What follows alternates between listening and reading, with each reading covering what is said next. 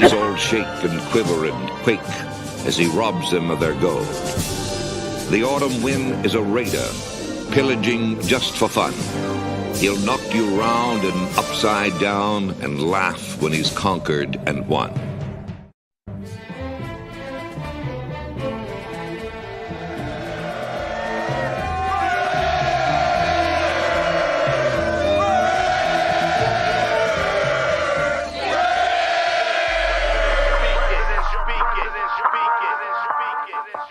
And I approve this message. Oakland Raiders, Oakland Raiders, Oakland Raiders. Just win, baby, win, baby, win, baby. We are the Oakland Raiders, Oakland Raiders, Oakland Raiders. Just win, baby, win, baby, win, baby. Don't need no invitation. We are that Raider Nation. We rock that black and silver. We make them shake and shiver. We make them reconsider. And we still committed. So if you want a piece of this, you can come and get it. Touchdown, touchdown. Let's throw a bomb on first down. Let's throw a bomb on every down. First we score, then we clown. Having fun, look around. Nobody loud as a Raider crowd. Nobody proud as a Raider crowd. NFL, how you like me now? We gon' do this open style. Nothing but action. I'm Bo Jackson, hit the hole. Run you over, goal line. Jumping over, going crazy. Lose your soul, lose your mind in the black hole. Here's the goal, Super Bowl. And everybody here, get to go. Don't need no invitation. We are that Raider Nation. Yeah. We rock that black and silver. We make them shake and shiver. We make them reconsider. And we still committed. So if you want a piece of this, you can come and get it. Oakland Raiders.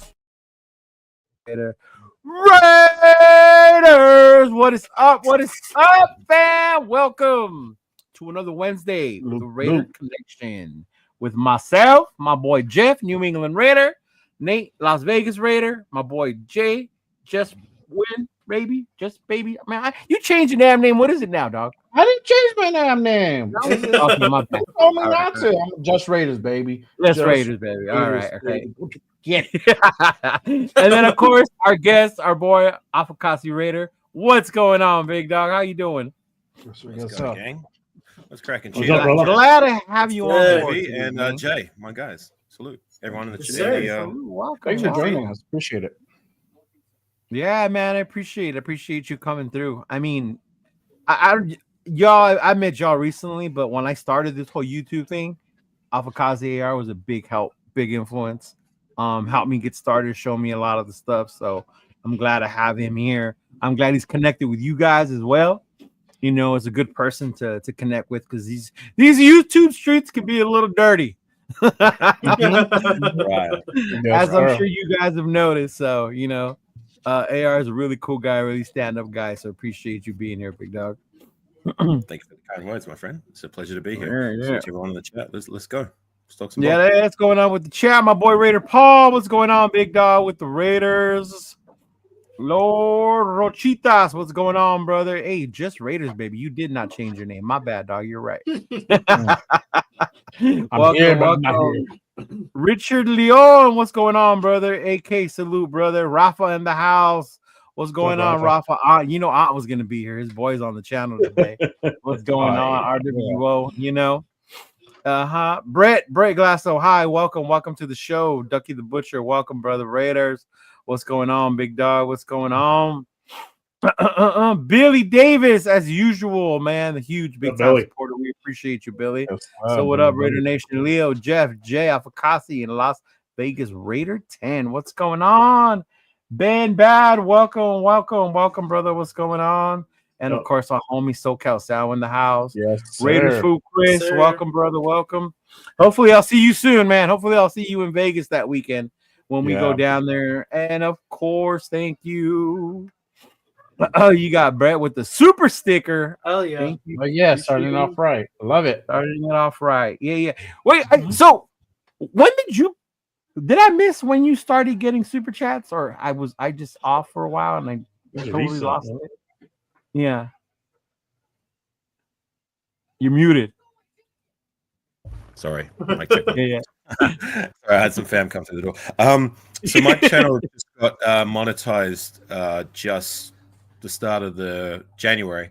I thought so. Okay. Yeah, I cracked my 1K viewership. Like I try to keep it more low key when it all happened, and it's very, very humbling. You know what I mean? Like, especially now since my game streams have just like gone like shot my channel to places I didn't think would ever happen. So did it? That's good, bro. Yeah. But I appreciate it, but it's not about me, gang. Let's no. Yeah, I just wanted to point that out because it's not easy. I know it's not easy. It's not easy. So it's not easy. If for anybody who gets in the YouTube gang, be ready for a grind. You know what I mean? Yes. Like it takes as long as it takes. Like in my case, it took. I mean, I started doing Raider content consistently about 2021, so it was a long, hard grind, and it's not. I mean, that's just going to come overnight. So be prepared for the work, but it'll pay off in time. Yeah, I'm almost there. That's good. That's good. Yes, yeah.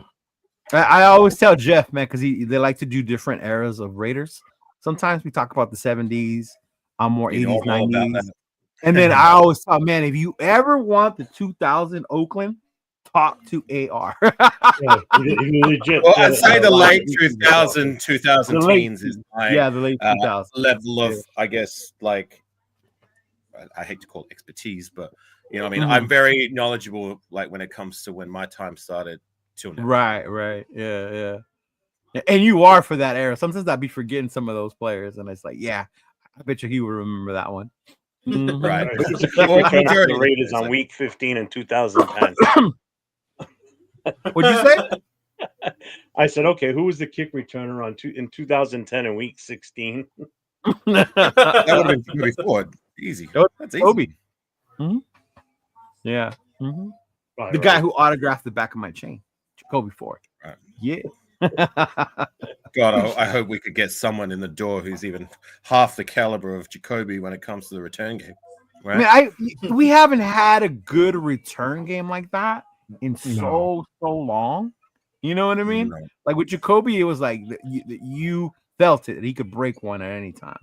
I just don't feel that with any of our special teams. That's why I got excited in the preseason when who was that? Was that McAllister? Who broke one in the preseason against the Niners, right? So. Yeah. I think so, yeah. Mm-hmm. Yeah. I was like, oh, we might have something here, but nope. Hey, thank you. Appreciate it, bro. Thank you for subbing. I appreciate that, big dog. Thanks, Chris. Appreciate you, brother. There you go. And he gifted 5 AR Raider memberships. I appreciate nice. Yeah, what a guy doing it for his own channel. I'll give myself a self pat on the back. There you go.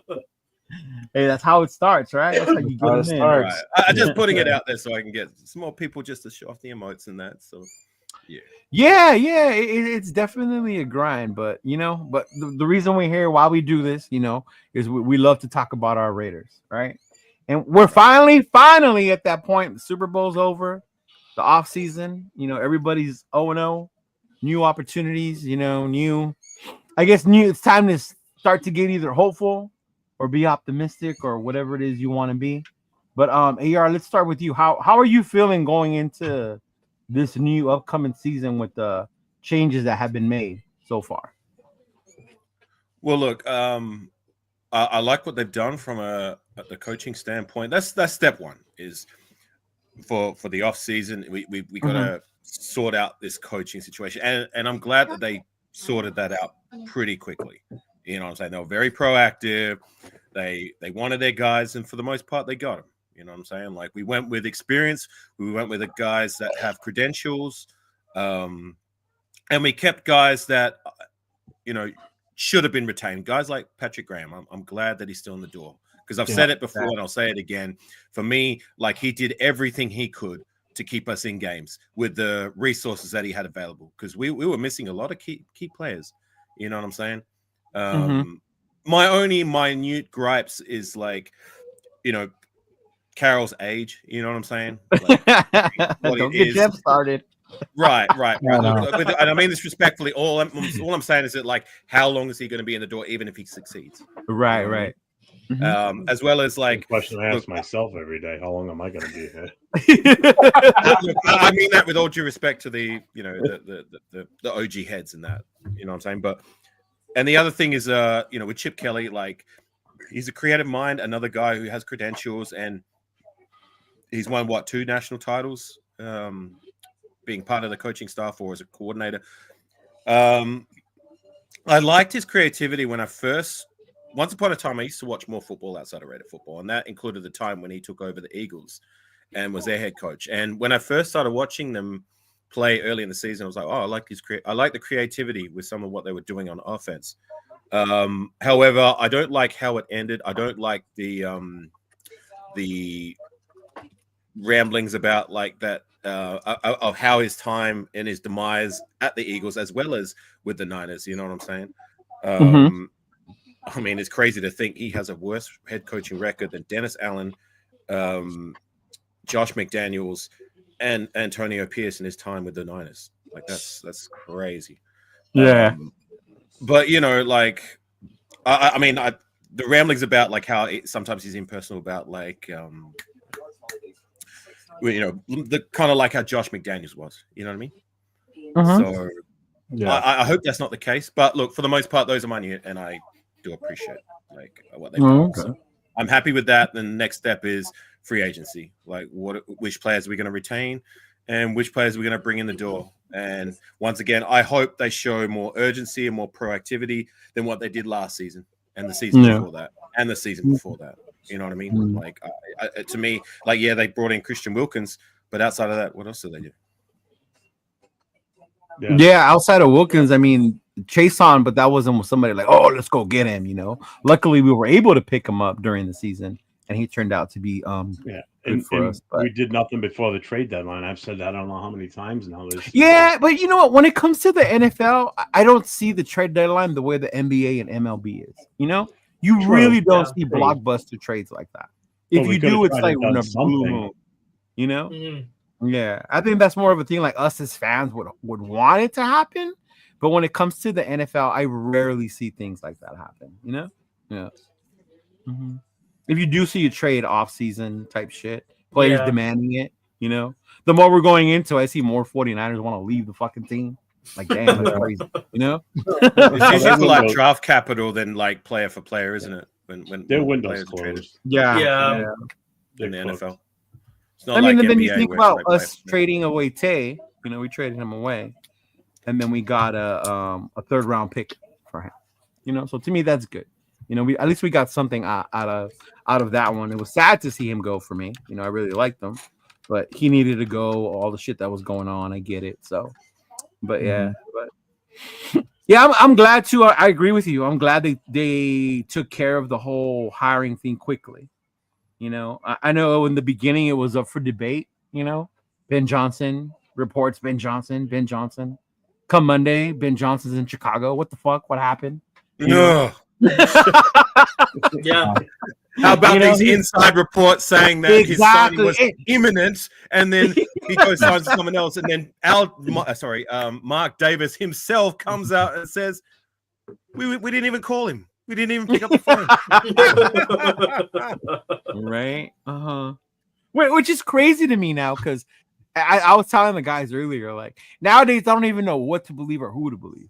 Because even like the Schefflers or the ESPN NFL guys, even they say shit like that in their way. Don't believe Hondo. Hondo? You okay there? You choking? Sorry, excuse me. All these insider reports are giving me a bit of a cold. You know what I'm saying? Yeah. Peter, I like the dude from an NFL Network though. What's his name? We talked about Peter. But she keeps falling. Man, bro. What should be falling is a USC flag behind you. That's what you should drop. No, they don't make them anymore. But I tell you to go and get all the phone books in your house and stack them up on your chair. But nobody makes them anymore. I tell you, he's usually pretty good. Tashawn Reed from The Athletic. He's a guy who I follow and like. He's usually pretty spot on. He doesn't post anything BS or any clickbait stuff, and he has credentials. He's with The Athletic as well as with ESPN and the Raiders. So, like if you want to follow like one guy who's usually pretty spot on, I would follow. But one dude I like to listen to too is Mo Moen. I like to listen to his takes. I like his point of view sometimes, even though sometimes I don't agree, but I can respect it. It's not so much just like allegation type shit, But Yeah, but even like on these YouTube streets, like, oh my god, it gets crazy sometimes. You know. You know, yeah. Jeff the other day, you know, he was put on timeout and shit. Oh yeah, bro. Man, he was a naughty boy the other day. You know. Hey, Nate just left a comment in the feed. Did you see that exchange between Rich Gannon and Hondo on Twitter? Between who? Oh yeah, I did actually. Okay, so Hondo put out a tweet talking about, like, mind you, this is well after his tweets about the Ben Johnson signing being imminent. Anyways, so he put out a tweet saying there are rumors about, like, there's interest from the Raiders about Jameis Winston being targeted as a free agent quarterback. What are your thoughts, nation? And then Rich Gannon leaves a comment. And he's like, what did he say? Glad you're not, like, calling the shots or running things around. With the I did see that one. Yeah. Get him, Rich.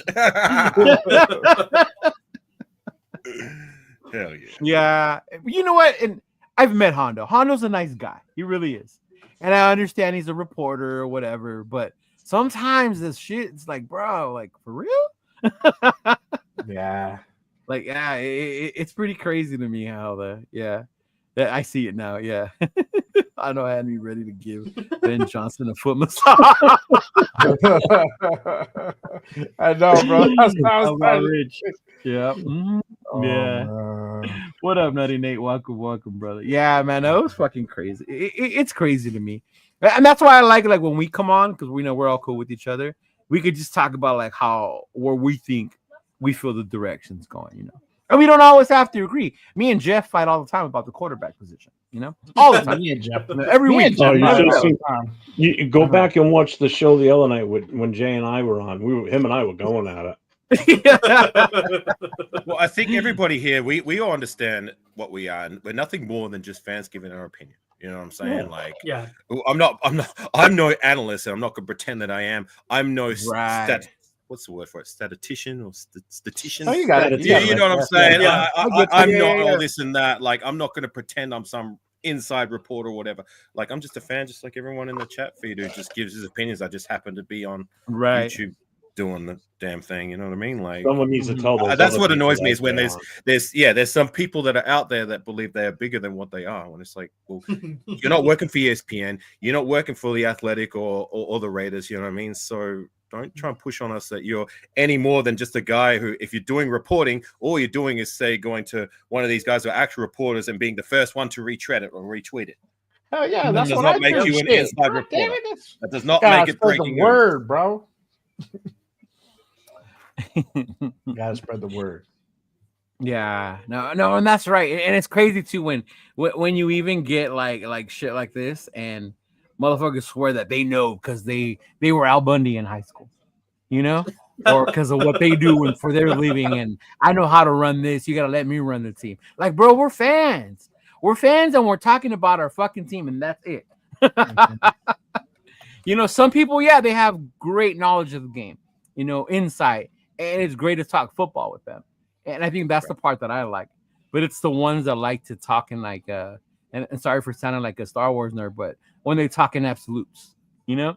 Well, when they're absolutely right and they're the ones who are writing, you have to listen to them. Like, bro, shut up. Like, you're all just these like guys who come out and they're like, you know, say they're just one of these guys who just throws darts at a dartboard. They'll miss 9 darts that'll completely not even land on the damn thing, like you're not even on the corner, yet they nail one on the edge, and then they'll go on world tours of like, I told you, see, I called it. I'm this. Look how great I am. Yeah. Paul, what are you Chris? talking about? What link? I don't charge $2 to come to the live. I know, bro. I was like, what? Not a bad idea. You know, if you're asking for the league to come up on the panel, that's on Fridays, bro. That one's open. Yeah. Yeah. Hondo is old school. There you go. On 6. See you week 1. It's all about the you, Leo. He's always gonna, you know what? I can't wait till that day. And then after that week 1, you're gonna disappear on. You're gonna disappear. Miami's gonna get wrecked by Notre Dame. You're gonna remember. That's crazy. He's a big, but you know what? Shout out to he supports the hell out of his team, bro. He really does. big U fan. Yeah. But yeah, man, that part fucking makes. They knew he was gonna go there. Amir, I knew he was gonna go there. Leave it up to Aunt. We're trying not to say any names me started. and speak generalized. Leave it up to Aunt to like. Oh my god, dude, that is crazy. That is crazy. But yeah, what about you guys? You guys heard AR talk about how he's feeling about the direction this team is going. What about you, fellas? How you guys feeling about it? You're happy with it? You're good? You kind of wish we would have reached out to Ben, quote unquote, made more of an effort, or you know, I think what's with going the on? dire need that this team was in after this past season, Pete Carroll was probably the only one out there that you could have hired that would put any type of hope and definite direction on where this is going. I mean, look at everything he's done since he's been here already. I can't name one thing that makes me go, ooh. You know, like There was one thing, and I'm glad it got cleared up. When I saw Marvin Lewis was still on the staff, I was like, what the fuck? But then now that the book came out with coachings and he's not on there, I'm like, oh, okay. Yeah. But Philbin stayed. Did you see that, Jeff? Mm-hmm. They kept Philbin on board. Promoted to like assistant, like assistant offensive coordinator or something along that line. Basically, he got a raise. He went from being the O-line coach to being more involved. But good for him because I tell you, I liked it when he took over the O-line. Definitely. Well, you got a couple of Michigan fans on here. What's going on, brother? What's going on? Yeah. Open-mindedness has been a Raider theme since Mr. Davis arrived in '63. That's true. You do got to keep an open mind when you talk about it with other people. Yeah, for sure. Real talk. What's going on, big dog? Welcome. Salute, 805. Yes, sir. Yes, sir. Up 805. He said, Raider Paul. You know what? I love you, Raider Paul. You're my boy. I love how you always point out at cheer for AOC, but you forget to tell people you were fucking yelling for a Minshew. You know, my only reason for wanting AOC is because I didn't want Minshew. It was just one or the other. You know, if it was up to me, fuck both those motherfuckers. You could have got me somebody else. But yeah.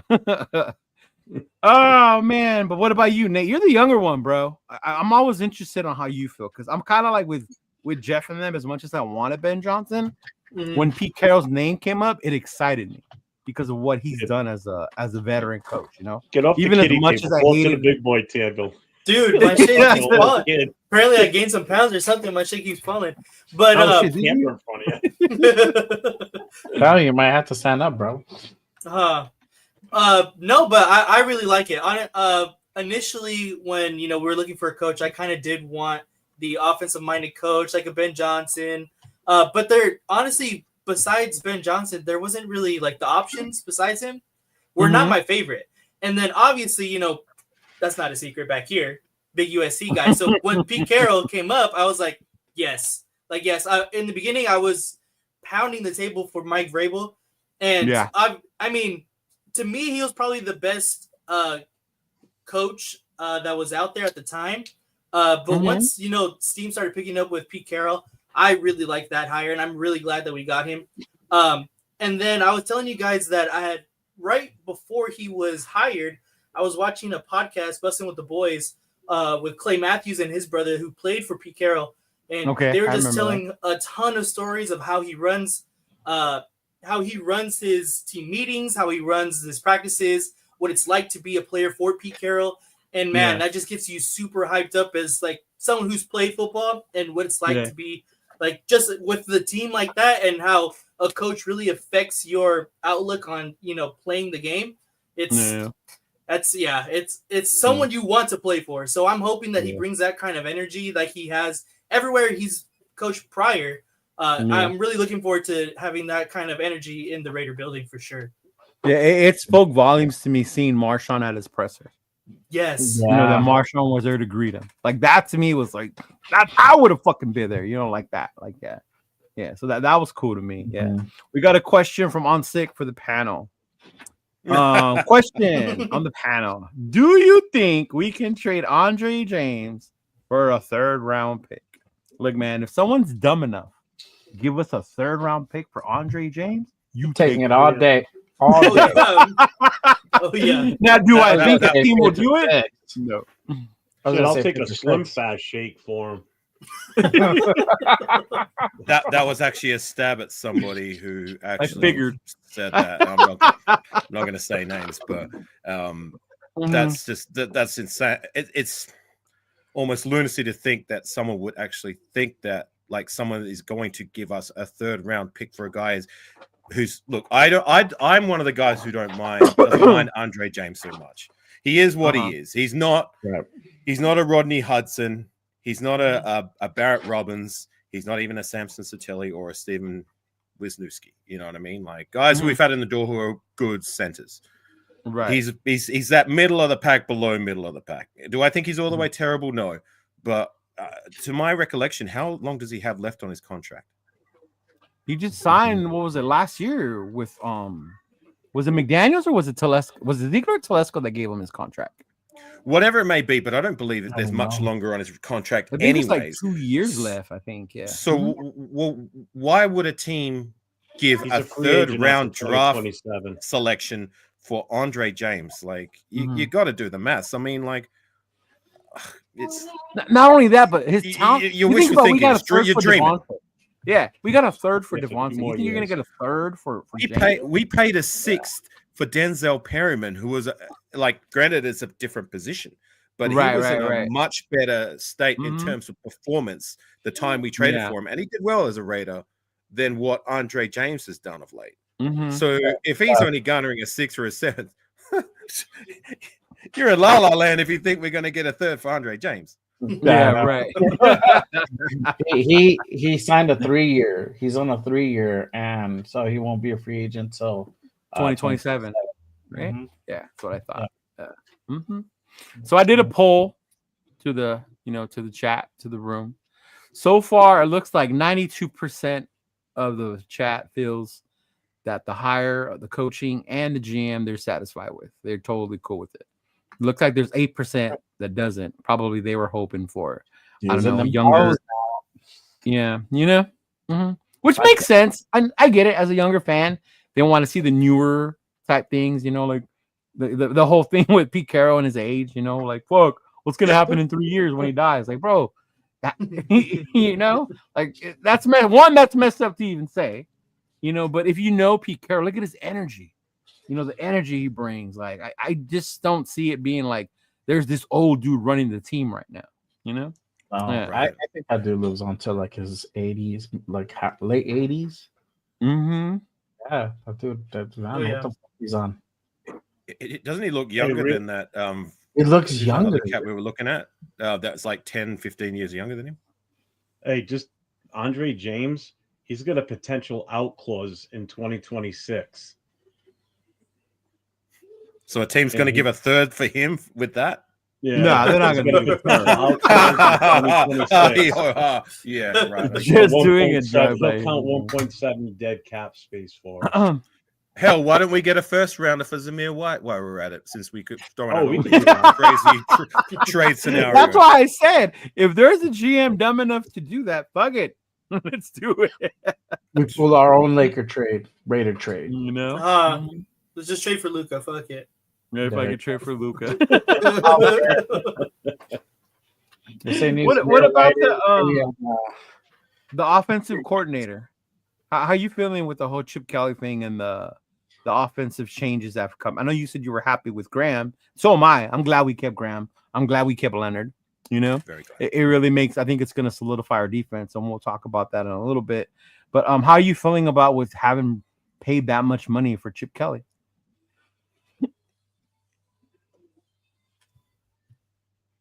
Anybody? I already answered. I guess nobody's got an opinion. Okay, next question. For real. I guess you guys share my sentiments. Maybe is that how you guys feel? That we paid a lot for Chip. No, I feel we probably had to pay that much to get him here. This, I mean, getting Chip Kelly and paying for what you're paying him now, something's good gonna happen. That's what I feel. we're gonna get a quarterback, a big name quarterback, at either the free agency level or in the draft level. We just don't know. We can make guesses, but we don't know. That's be interesting to say. That's true because I know a lot of people said if we got Ben Johnson, we were gonna have to pay a lot for him, right? Mm-hmm. It was like Mark would just have to break the bank. And then when we got Chip Kelly, finding out he's the highest paid offensive coordinator, like maybe we did. But then again, he is one of the hotter sought after coaches too, in college football when it comes to his ability, his coaching ability to run the offense. There's questions, of course, obviously about his coaching style, maybe rubbing certain players the wrong way. That's kind of what his downfall was as an NFL coach, as a head coach. Right. Maybe Carroll will be here to calm that part, manage that part better. Because Pete Carroll seems to be a lot better when it comes to that. But I, for one, am excited to have Chip Kelly here. I think it could really change and finally have something to do, make this offense, I don't know, not make you want to like go to the restroom while the offense has the ball because we ain't gonna do shit anyway. Like I'm tired of our offense being so lazy. I just hope that it's not like a the Josh McDaniels effect where you're just so impersonable and so unlikable that you know what I mean. Like there's an open out revolt, so to say. You know what I mean? Where you may know what you're talking about. You may be an X's and O's guy, but no one's going to listen to you because nobody cares. You know what I mean? Like you're not. I'm saying like you don't have to be a people pleaser or everyone to like you, so to say, but they have to. There has to be enough there to respect you, and if you're just so unlikable not to garner said respect, then you know what I'm saying. Like I hope that's not what he brings to Vegas. That's all I'm saying. Yeah. Okay. Yeah, and I know that's the big like concern. That's what I've heard from people.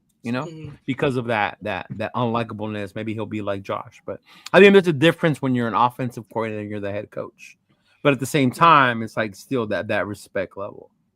That's why you hear all these, and I'm glad AR is on here because AR does not want to fuck around with all these names that get thrown out about who we should sign, who we should keep. But when you hear all these names, and then you're like, dude, look at who our offensive coordinator is.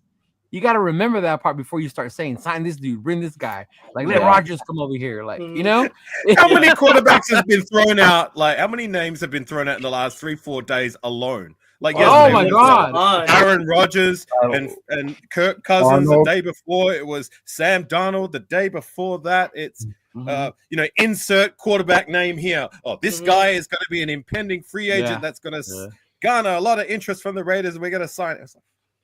I'm so sick of it. Yeah, I know. Like every quarterback, there's very huge interest by the Raiders. Of course there is, because we're favored to land them. That's yeah, we're favored to land them. Yes. Yeah. And all that talk about Russell Wilson, there's another name. He even came out. Who was it? He came out that said he wasn't interested in that. We didn't even pick up the phone for him.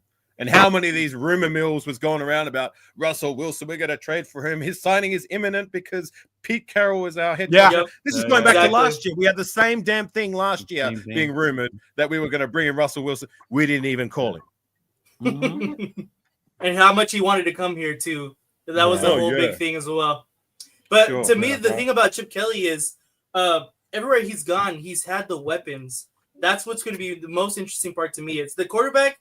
I feel like the quarterback in his system can be successful if you have the right weapons. And right now, the Raiders don't have those kind of weapons that he did at Ohio State. There's no Jeremiah Smith. There's no Quishon Judkins, Travion Henderson, Emeka Egbuka. Those guys are all first round or second round picks right now. And extremely, extremely talented. The Raiders don't really have that besides Bowers. And I mean, Jacoby is very, very good. Don't get me wrong. But he's not Jeremiah Smith or Emeka Egbuka. That's compared to, college and right. And how old is he, Jacoby Myers? Who? Jacoby Myers, since you brought him up. How old is he? Honestly, I'm not completely sure. 28. Is he 28? I know he's under 30. Yeah. Yeah, I believe so. I believe he is under 28. Right. Okay. Sorry, continue. But yeah, to me, it's like if Chip Kelly finds his weapons, whoever that is. He's older. Is he older? How old is he? Jacoby Myers, 29. Ooh. 29. So he should be on the edge of his prime then, right? Yeah. Yeah. Like going I the believe other so. way, not like going upwards. Anyway. But Yeah, he's the number it two should be right. up. It should be on the mhm. Right. But if he finds those weapons, that's the most interesting part about the Chip Kelly hire to me is he going to be able to find those guys to make this offense successful? Yep. I get you. Well, that's why we need to get it right in the offseason. I was laughing at Circus. He said he was the 8%. We should have hired Dennis Allen or Jack Del Rio as a head coach. Raiders Twitter told me so. We love retread. You forgot to put John Gruden in there, Circus. Yeah, exactly. That was a big one too. Was bring back John Gruden. Yeah. Up 93 Nate. Oh my God. Yeah, Raiders Twitter is a funny universe, man. It's I can only go on there every now and then because, yeah. But to your point, Nathan, sorry, Gino, I didn't mean to cut you off. No, go ahead. I was just going to say to your point, like that's why we need to get it right with free agency. You know what I'm saying? Like we've got holes everywhere, especially on the offensive side of the ball. And then whatever we don't address or whatever new holes in the roster open up because we don't either retain players or we don't find anybody to plug that hole, then we're going to need to address in the draft. We might even need to address those positions anyway, being that we might bring in an older guy, but we need to bring someone younger who can be groomed to, take over when the time comes. You know what I'm saying? So the next two steps are going to be very important in like where our team's going to be in 2-3 years and moving forward from there. Yeah. And I'm glad you bring that up about the next two steps because I put it on the poll right now. I'm waiting for the chat to do it, but I want to ask you guys, when we're looking into free agency and we're looking into the draft, obviously we want to bring in needs, right? What is it that this team needs? When people argue with you about who we should draft, well, that's not a need. We need this or this and that. So as far as where you guys are at right now, what would you say would be the biggest need for this team? Quarterback. Jay says quarterback. Okay. I think no matter where we go in free agency, even if we did bring in a guy at quarterback who's a veteran presence and a half decent one, I still feel that's a position of need in the draft. Like we need to address that, not overreach for somebody, but find someone who is, for me, a higher ceiling than Aiden O'Connell, as well as running back. No matter what we do in free agency, we need to bring in one new guy, two new guys. I don't care. Like we need to overhaul that whole room. So those are the two positions I'm looking at that no matter what happens in free agency, we need to target that in the draft, because the other positions, like maybe even offensive line, like we might bring in people that can shore up that position. So, we can go at a different direction come the draft, but those two positions specifically, I don't care. We need to target those in the draft. So quarterback and O-line, you think are two biggest needs? Quarterback and running back are two. Running back? Well, quarterback being that it's the most important position in football, and we have one of the most, unsettled and weakest quarterback rooms as it stands right now. So that's where I stand with it. But like, I don't look too much into mock drafts as it stands, because free agency changes everything. Just other than those positions I just highlighted, we're gonna bring in free agents that are gonna plug up like some of our areas where we're weak, and then we're gonna lose players in areas that we believe we are strong. I'll give you an example: the safety room. Our top three safeties, all of them could be out the door come post free agency. I'm talking about Morrig, Epps, who I don't mind going if we can retain Morrig, and Polamalu is the other guy. But Polamalu's a restricted free agent. The other two are unrestricted. So all of a sudden, if we lose all three of those guys, who have we got? Christopher Smith and Trey Taylor. So that's going to be a big, gap and opening. Like, and to my point, like that's why I'm not paying no mind to the mock drafts. I'm waiting till free agency has the dust is settled. And for the person who asked, I'm actually Australian. So there's the answer. No, that was Nav, man. Yeah. So when you say what we think is a need, were you talking draft or were you talking free agency? I'm talking about in general as a team. In general for free agency, it's before we get into free agency, before we get into the draft, and people always say, well, we need this, we need to plug this. What is our team's biggest need? offensive line, because without the offensive line protecting and opening holes, running back and quarterback don't mean shit. Really doesn't. Because what good is a great quarterback going to be back there if we can't block for him? Or what good is a great running back there going to be if we can't open the holes? Do you believe we have pieces there though that we can still build around? We've got 3 offensive linemen that I know I can count on right now, and that's JPJ, Glaze, and Miller. The other 2, the guards are the biggest spot right now. We need to shore up the guard position. You don't think Parham's good enough? We get a good guard, whether it be in free agency and the other one in the draft. It's a big difference. You know, then you can start worrying about what we're going to do in the draft as far as bringing in, drafting a quarterback, getting a running back. But offensive lineman, without that line, just like everything starts in the trenches, whether it's on offense or defense. If you can't run the ball because you can't block, what good is it? And on defensive side, if you can't stop the run, what are you're going to lose anyway. So that's right in the middle is where it all comes to a head is your offensive line, defensive line. Okay. You don't need a superstar quarterback back there. Did you say yours yet? Went round and round this weekend in an argument. I said, you don't need a superstar. Look at Trent Dilfer. Look at Brad Johnson. Won Super Bowls because they had a great defense. Yeah, but those were fucking elite #1 defenses, though. True. Yeah. But you still had offensive line that open holes for your running back to run. Yeah. You don't need a quarterback to throw it for 300 yards a game. To your point, Jeff, like if we don't address that in free agency, we tend to draft quite well with guards in those middle rounds. Like guys like Gabe Jackson, we found what in the 3rd, 4th round, like, and a lot of these other guys, like we're drafting like Glaze was a 3rd rounder. Whatever you may think about him, he was a 3rd rounder. Glaze is a tackle. Mumford was pegged to be a guard. He's been playing more tackle for us, and he was found in the 7th round. So we do tend to find value guys when we're drafting interior from round 3 onwards, and I wouldn't be mad if we went that route again. I mean, look what we did last year with Glaze. And there's some good offensive linemen in this coming out in this draft too. There's some good kids. Yeah, there's some good O linemen for sure. Yeah.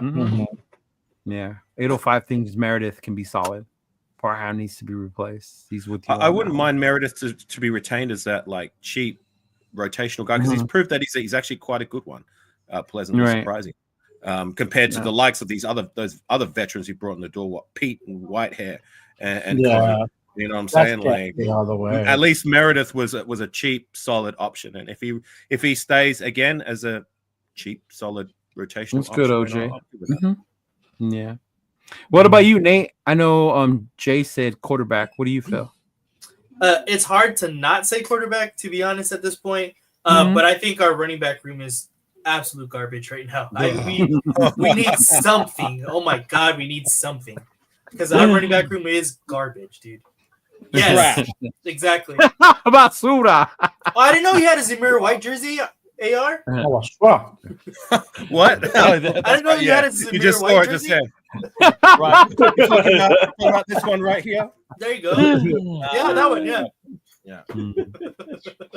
Yeah, I was high on Smith, but he got bullied around. But let's not act like it wasn't like Jalen Carter bullied the whole offensive fucking line. You know what I mean? Like that dude was just terrorizing people. He was moving those dudes like they were little high school kids. You know? Yeah. But to Jeff's point, and I think it was something that I noticed in the Philly game, the trenches are very important.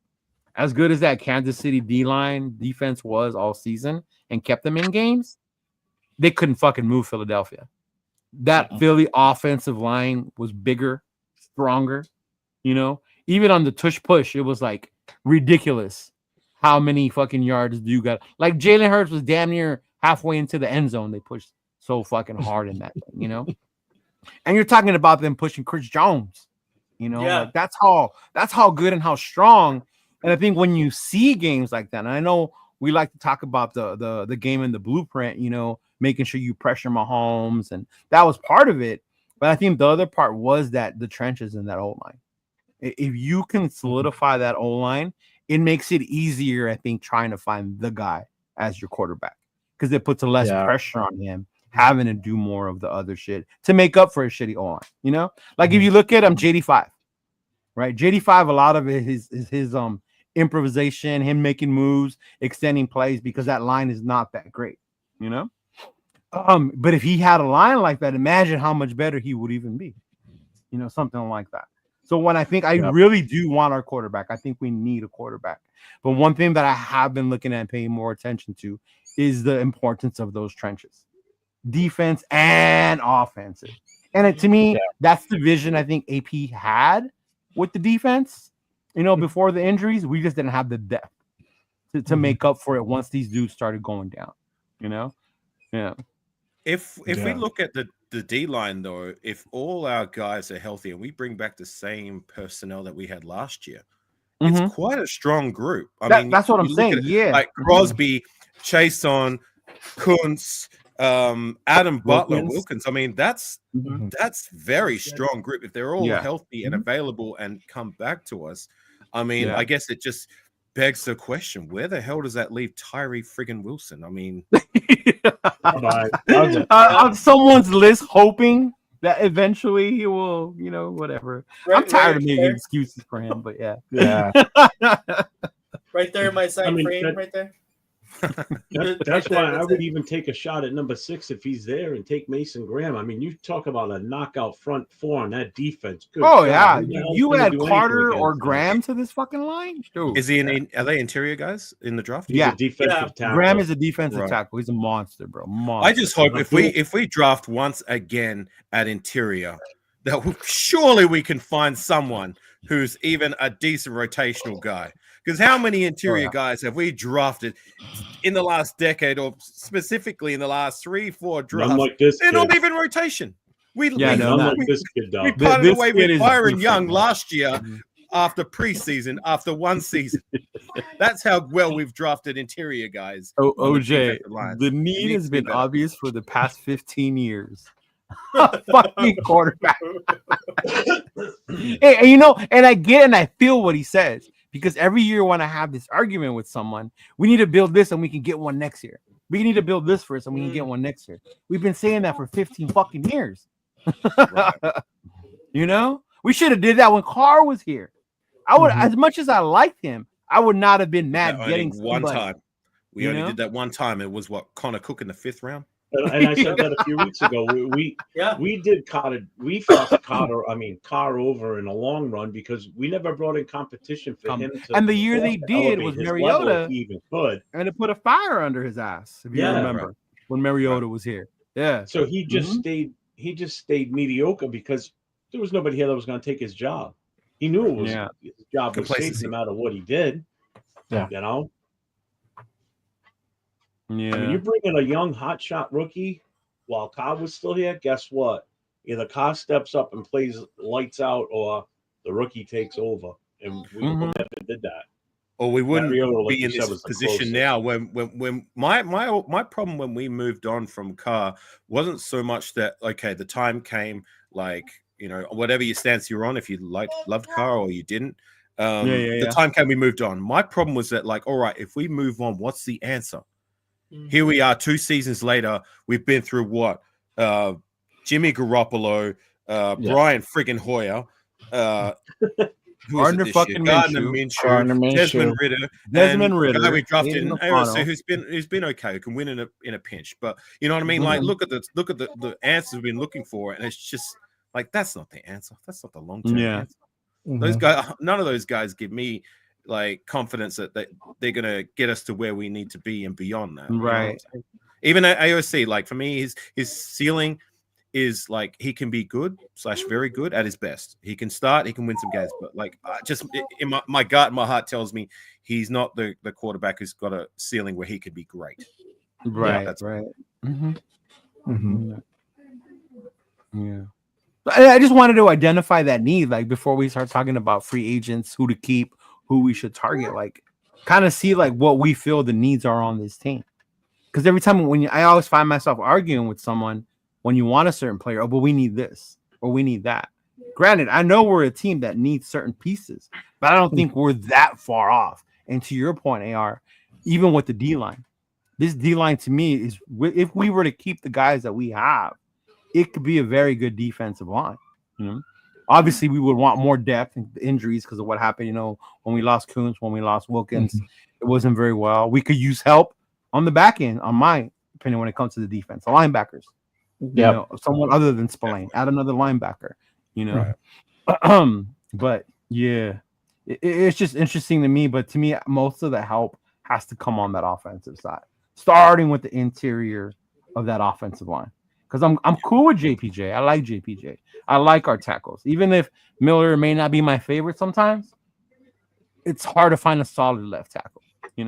Can we eventually find a replacement? Am I going to be mad if we draft one? No. Cool. That's what I want to do. Next man. That was the thing about Seattle that I always noticed. Because people always took players from Seattle. And when they did, they had somebody lined up to take that fucker's place. And that's what I want Pete to build here with us. If we can do that, I think we could be successful. Yeah. I mean, I've been saying that we need to fix the O line for, I don't know, going on 4 years now, 5 years. Jeez, remember that game we were watching, the Bengals game? We were yelling about how they had no time to throw the ball. Yeah. But we did address that with the draft last season. We did do that. We found two guys who were going to be cornerstones. Like, we're not going to be able to hit out of the ballpark and address every position. You know what I'm saying? Like, there's always going to be one or two areas, especially on the offensive line. There's unless you let me draft, and I draft 29 players like I did that night. Right. We'll bring it up. Jess Spytech over here, bro. Booker, hey, Silver Smoke, Booker, is that the guard from Alabama? I was watching the video that about the draft, and there was this guard from Alabama. I forgot to send it to you, Jeff. You would love this dude. You would love this motherfucker. I don't know if that's Booker. I can't remember if that's his name. But there's this guard. I don't know if you have a little PTSD from Leatherwood, Alabama lineman. But yeah, but I mean that there's some good ass fucking offensive linemen in this draft that's coming up. Yeah, Silver Smoke said, he's from Alabama. Yeah, see, that's the kid. Yeah. That's one of the kids that I saw. Yeah. Nice. Yeah. There's that guard him a few times, Silver Smoke, and he knows his college plays. I'll give him that. That's cool, and I like that. Yeah, did he come on Friday after I left? He was supposed to come on, didn't he? No, he came on just him and I the other day, and then okay. Him and I were just shooting the shit on a live. Yeah. And someone, I think Josh said the Raiders wanted Dak, but Dallas took him. So I remember that. Well, no, wasn't it the other way around? Dallas wanted Connor Cook, and we ended up taking Connor Cook, and then Dallas ended up settling with Dak Prescott, who would end up. Wait, Cook went before Prescott? Yes. Oh my god! But to Cook's credit, I'm pretty sure he was a decent quarterback in college. So I do remember Cook. He was a decent quarterback. Yeah. We've got a bad history of drafting a player, and then the next player after that is usually the one that comes out, to be the best in his position than what we draft. Happens all the fucking time. Calvin friggin' Johnson. Yeah. I wasn't gonna say it, but yeah. Did with Aaron Rodgers too. Yeah. Well, to be fair, there were a bunch of many other Fabian teams Washington that with draft, Aaron right? Rodgers too. Oh, Fabian Washington. Yeah, we took Fabian Washington that draft. Do you remember Ricky fucking Dudley drafting Stonehands Dudley? Yeah, that was what, 96? They traded up for him, didn't they? For Ricky Dudley. I think so. Ohio State, one of the worst tight ends I've ever seen. I remember that draft. That was fucking. Yeah. He said the Jamarcus Russell curse. I wouldn't even call it the Jamarcus Russell curse. The day to my dying grave, I'm going to call it the curse of Chucky. The day Al Davis traded John Gruden to Tampa Bay, we ain't been the same since. Just like when the Red Sox traded Babe Ruth to the Yankees. There you go. There you go. Curse of the Bambino. No, Nanette. Yeah. Remember that? Curse, I call it the curse of Chucky. Yep. The curse of Chucky. The curse of Chucky. Yeah. It should have broken when he came back. So I don't know. It was going to looking at a little bit. We made the playoffs. Yeah. Yeah.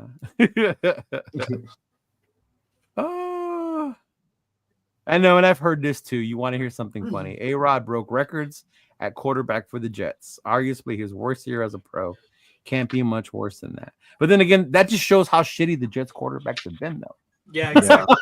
The history of quarterbacks is in the history of quarterbacks, the Jets have had some shitty ass quarterbacks. bro. Yep, them in Chicago have been terrible at that quarterback position. Going all the way back to the 80s with like Ken O'Brien. Oh, yeah. Dart's another one that's been going up there.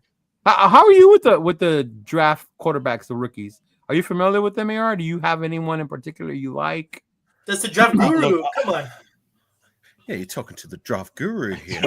I'll just bring up my my credentials right here, which is this box, this Nintendo Switch box. That's about the extent of my credentials when it comes to draft prospects. But anyways, look, I don't watch college football, so for me, I've said it a few times. It's unfair for me to judge players who I have not watched play. You know what I'm saying? Like I've heard of these guys like Cam Ward, Shedeur Sanders, and Jackson Dart. You know what I mean? And I hear the hype, but that's all I'd be basing my opinion on is hype, as well as like YouTubing like their highlights. You know what I'm saying? Right. And for me, if you're gonna have a fair and solid opinion on somebody, one of these prospects, I believe you need to watch them game in, game out. You know what I'm saying? Like whole games. You know what I'm saying? Because everybody looks like an all-star whenever you put on the highlight tape. Oh, it's yeah. Sure. It's like what are they doing? You know what I'm saying? So, you know, I've heard about what everybody else has heard. Like the guy, Cam Ward, Shedeur Sanders are the guys who are going to be your top two quarterbacks that should be taken. And then you got a guy like Jackson Dart who's picking up some steam and getting a lot of hype, especially after the Senior Bowl performance. So, you know, the Senior Bowl is bowl. I'm on the train of like, look, I want us to get a quarterback. I don't want us to overreach for one, but if there's somebody there that they believe, like I said, who has a higher ceiling than say an AOC or anybody we have in the door, then if he's in a good range for us to take him, then go ahead, take him. Okay. How about any Australian rules football guys or rugby guys down there that can come? Yeah, where's the next Jordan Mailata at? Yeah, exactly. Yeah, about that. Well, you know, you're looking at at like when it comes to the other positions, like, you know, there's a lot more with American football that you than for it to just be a pick up and play kind of sport. You know what I mean? Like, especially from the technical side of things. I'll give you an example. A guy who was like an all-star rugby player. His name was Jared Hayne. He went over to America and was an undrafted free agent back in 2016 for the Niners, and I think he lasted maybe 1.5 seasons. Played running back, right? Running back, yeah, project running back returner. You know what I'm saying? Like he had world class athleticism, but like there's more to the game than just that. You know what I mean? But the only position I can say that like is easier for someone who's from Australia to pick up and play would be the punting job. For obvious reasons, you know what I mean? Like all you have to do is just punt the ball and maybe make a tackle. You know what I'm saying? And being that Australian rules football is our national sport, and that's 80% of the game is kicking, punting the ball. So we've got it's a gold mine for, you know, colleges, and a lot of colleges have been doing that, is finding punters from USC Australia. has one. Right. So that would be the only position that I'd say. Yeah, to bring up kickers because then Jeff gets all excited.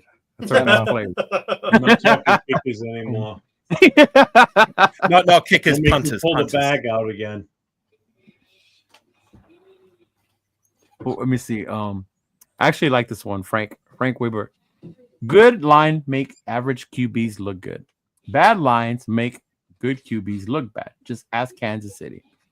And to me, I was talking to I do Lyft on the side, so I was talking to a Rams fan, and he misses Jared Goff. We were talking about Stafford, the rumors of Stafford coming to the Raiders. He's like, man, I wish we still had Jared Goff. Like, do you see him in Detroit? And I'm just thinking, like, a lot of Jared's success, though, has to do with, one, the running backs he has there, and that fucking amazing offensive line. You know, so to that point, like, a good offensive line can make, you know, a mid or maybe not elite quarterback look maybe better than what he really is when they can give him the time and the protection. I'll give you a perfect example. Go back to the 90s with the Cowboys. That offensive line Aikman? Lights out. Aikman was not that. I don't think Aikman was that great of a quarterback, to be honest with you. You're killing some Cowboy fans right now. Oh, I know I am. And I'll tell you right now, you put Emmitt Smith in Detroit during that same era. Emmitt Smith is nothing than what he was. I don't know, man. If you play Tecmo Bowl, that Dallas team was pretty amazing. Yeah, offensive line. Now imagine Barry Sanders. You put him in Dallas during that time. Forget it. Barry Sanders would have had like 30,000 yards rushing. Yeah, I remember that was the thing back then they used to say about Barry. But then even Barry's style was different though. The way he ran, like it didn't really matter how they blocked because he just made. Well, that's just it though. Detroit's offensive line back then was not that good. They were bad. No, it was not. You know, so that Cowboys offensive line in that era would just they were lights out. Yeah. If you're good enough or / great enough, much like Barry Sanders was, then you can still be great despite other deficiencies on the roster. And you know, case in point with Barry Sanders, he didn't have the greatest offensive line. His quarterback play was even weaker, but he was still able to get the job done. Yeah. Yeah, people would. I don't know. Oh man, someone's gonna kill me if I say this. I don't even want to say it out loud anymore. Jeff, don't kill me. This is just something I've heard in talks, drinking with people. So people might have been drunk in Oakland. No, really? Part of Stabler being so amazing was the offensive line that he had, and that offensive line is legendary. Yes or no? Say that again. Our offensive line that Stabler had. That part of why he was able to be so good was because Highway of that 63, baby. Line. Yeah. See. Mm-hmm. That offensive line was in that era. Yeah, and they said because when the argument was that's why it took so long for Kenny to make the Hall of Fame. Was Gene Upshaw a part of that? Yeah, Gene was part of that. Mm-hmm. Okay. Upshaw, Shaw, Otto, John Vella, and Jim Otto. Yeah. That was your offensive line during that era. Yeah. Damn. But even the offensive line, Hall of Famers, right? Yeah, they're all Hall of Fame. Vella's not, and Henry Lawrence. Vella's not. Yeah. Mm-hmm. Yeah. But even the offensive line that Plunkett had, he had really good offensive lines, right? Yeah, he and did. Of course, Henry Lawrence and Art Shell and Upshaw were there for part of that. See, yeah, they were on that that offensive line. Right side. The offensive line in the early 2000s as well as 2016, like those were the two. The car insurance? The car insurance as well as like the early 2000s when we had Barry Sims, Steve Wisniewski, Barrett Robbins, Kennedy. Collins. Barrett Robbins was really good. Yeah. Right, but Barrett Robbins, Steve Wisniewski is one of our greatest. Wisniewski was just phenomenal guards of all time, as well as Lincoln Kennedy, one of the one of the greatest right tackles we've had, and ever since he's been gone, we have struggled to find a guy who can even be a quarter of the player he was at right tackle. I mean, who knows? Maybe DJ Glaze can finally be the young guy we find that solidifies the role with something we've struggled for since Kennedy's been out the door. I hope so. You know, but I know we always do that to his fans. I know somebody was saying that JPJ was like the next Otto. I'm like, relax, bro. Let him play more than a year. Sorry, who said he was going to be the next JPJ? Somebody said like in the during the season that JPJ was like the next Jim Otto. Yeah. Mm-hmm. What I see with JPJ, I don't see Otto in him. What I see is a mix of him and Wisniewski. He's got the tenacity and the mean streak of. I see more Incognito. Richie, Incognito comparison. Yeah, like a guy who blocked with nastiness. Yeah. Oh God, yeah. But he wasn't with us for that long. Like Wisniewski, I can look through his history of when he was with us and just see how nasty he was, and I can see shades of JPJ in him. Yeah, you know, and I can see his love for the team and just the pure grit and how much he loves playing the game in from the Otto side of it. Yeah, that kid has that kid is pure love for the game. In terms of demeanor, though, like and his was Steve Wisniewski an all-time rated great, but was he an aggressive kind of guy? The way Incognito was, and JPJ. Wisniewski makes the top. I forget what number he lands in, but he makes the top 10 for most nastiest players in the NFL. Okay, with the likes of like a Conrad Dobler. Look up Conrad Dobler. He's probably one of the more feared guys out there back in the day. Like you don't want to. Jeff's an offensive lineman, by the way, AR. So that's like that's why I asked the question. Like, I know of Steve Wisniewski's greatness, and I've watched him play on a few of the old games. But like you know, some players they're great, but they don't have that nasty aggressive nature. They're more of a reserve kind of guy, but they still play well at their position. So that's why I was trying to ask: was he also that when you play on the offensive was? When you play on the offensive line, you need at least one or two guys on an offensive line that don't take shit from nobody. Yeah, right. And that are just overly aggressive. And Wisniewski was that guy in that era when he played. And maybe I think that's my problem with James. I never saw that nastiness in him. He's too soft. You know what I mean? Well, I see that from the whole offensive line outside of JPJ. Like some of these guys are good enough guys that can get the job done. Your first primary role is to block, right, or protect.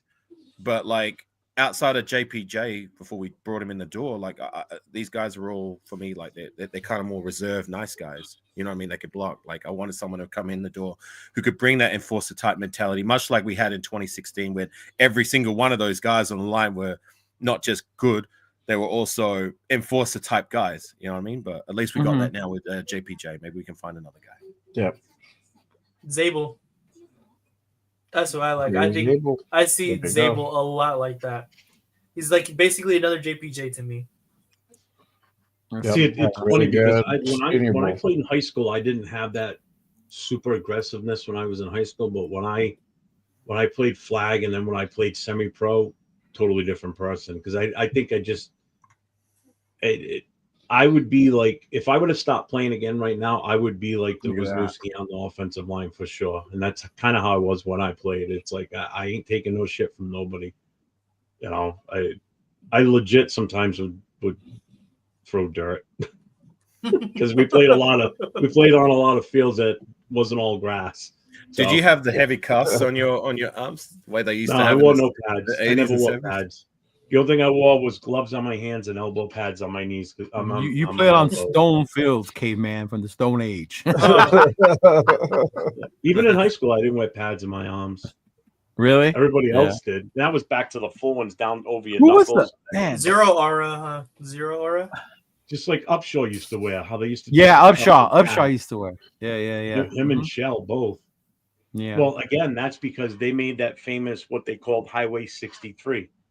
And that's when they would pull from the right side and run across to be the lead block, and they called it Highway 63. Highway 63. Yeah. Yeah, Phil Villapiano told me about Highway 63. Yeah. Have you met Phil? You couldn't stop it. You couldn't stop it. Nobody could. Yeah. And honestly, if anyone made me not enamored, but be in awe of the Oakland era more than ever, it was Phil Villapiano. Talking to him, getting to know him each time I would go up to Oakland. I mean, I met Kenny, I met Otto. They were cool, Biletnikoff, but there was just something different about Phil. He was just that cool ass fuck. He still comes to LA every now and then to a local bar for watch parties. So if he's ever around, I try to make sure I go out to see him. That's awesome. Yeah. Yeah. I wish we had a duo like him and Millen once again. Oh God, yeah. But Brent, what do you guys think about Eric Allen getting into the Hall of Fame? I, for one, am happy. I think it's long overdue. About that. I thought EA should have been in last year, but just seeing him come in. I know I saw JT get emotional, choked up talking about it, and I can understand why, because EA is a really, really good dude, really cool dude. Not only on the field was he great, but also outside. So I'm glad to see him going into the Hall of Fame. Yeah. Yep. Mm-hmm. Even if he played with us at the end of his career. He made most of his bones. He made most of his bones with the Eagles, though, right? Yeah, with the Eagles. Yeah. Mm-hmm. Yeah. And then he came over to us. What was it like in the late 90s and early 2000s? Early 2000s, late 90s. Yeah. Mm-hmm. I think he was mentoring Charles Wilson for a bit. Charles. Yeah, dude. He was a really, really cool dude. Yeah. Mm-hmm. Yeah. Still won't Jeff, I know. None, Jeff. Sorry, Jay. I know you wanted to bring up something to talk about today. Before I forget, you want to go ahead and bring that up? Mm-hmm.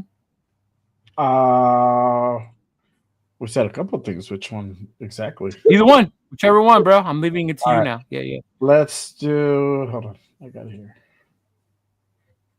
All right, let me post up my shit. We'll address this one first. Okay. And this is the thing with Max. All right. Whenever you're ready, I got it up, so you can share whenever. I know. Kick it off. All right. So this is something that Ian Rappaport said the other day. I guess they were just talking about Max Crosby.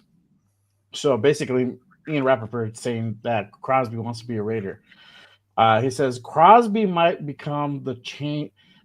Crosby might welcome the change, particularly if it's to a playoff team where he knows people, e.g., Green Bay. Amongst all the available edges, I think Crosby has the far best shot to end up a Packer. So he also said we have the best shot at having Ben Johnson. So. Fact. So The thing here is though, Nate was holding that in the chamber, bro. Hold on, don't fire it off yet. Fire it off. All right, but hold on. The other part here is if you see up above it. So Keyshawn Nixon is the one who replied to this, right? From Eli Berkovitz. He says, Max Crosby, come be great with a real team, my boy. So Nixon was a Raider, and now he's over here talking some shit, and kind of really stirred the pot of something that already Ian Rappaport already had, started with this whole shit again. So it's like as much as you try, or at least we tried to get away from the Max Crosby trade rumors and bullshit, it fucking keeps following us. And I think until he signs on the dotted line, we're not going to get away from it. I don't think that happens. But that's some shit from Nixon saying, come be great with a real team. So, Queen. Yeah. Hey, what's going on, Queen? Welcome. Yeah. Queen. Yeah, and you know what's funny? The last part you said, not up until we see it on the ink that it's going to stop. I don't think it'll ever stop when it comes to Max, bro. Yeah. Because he's that type of player that even being from Detroit, bring him back home, send him back home, we'll take him.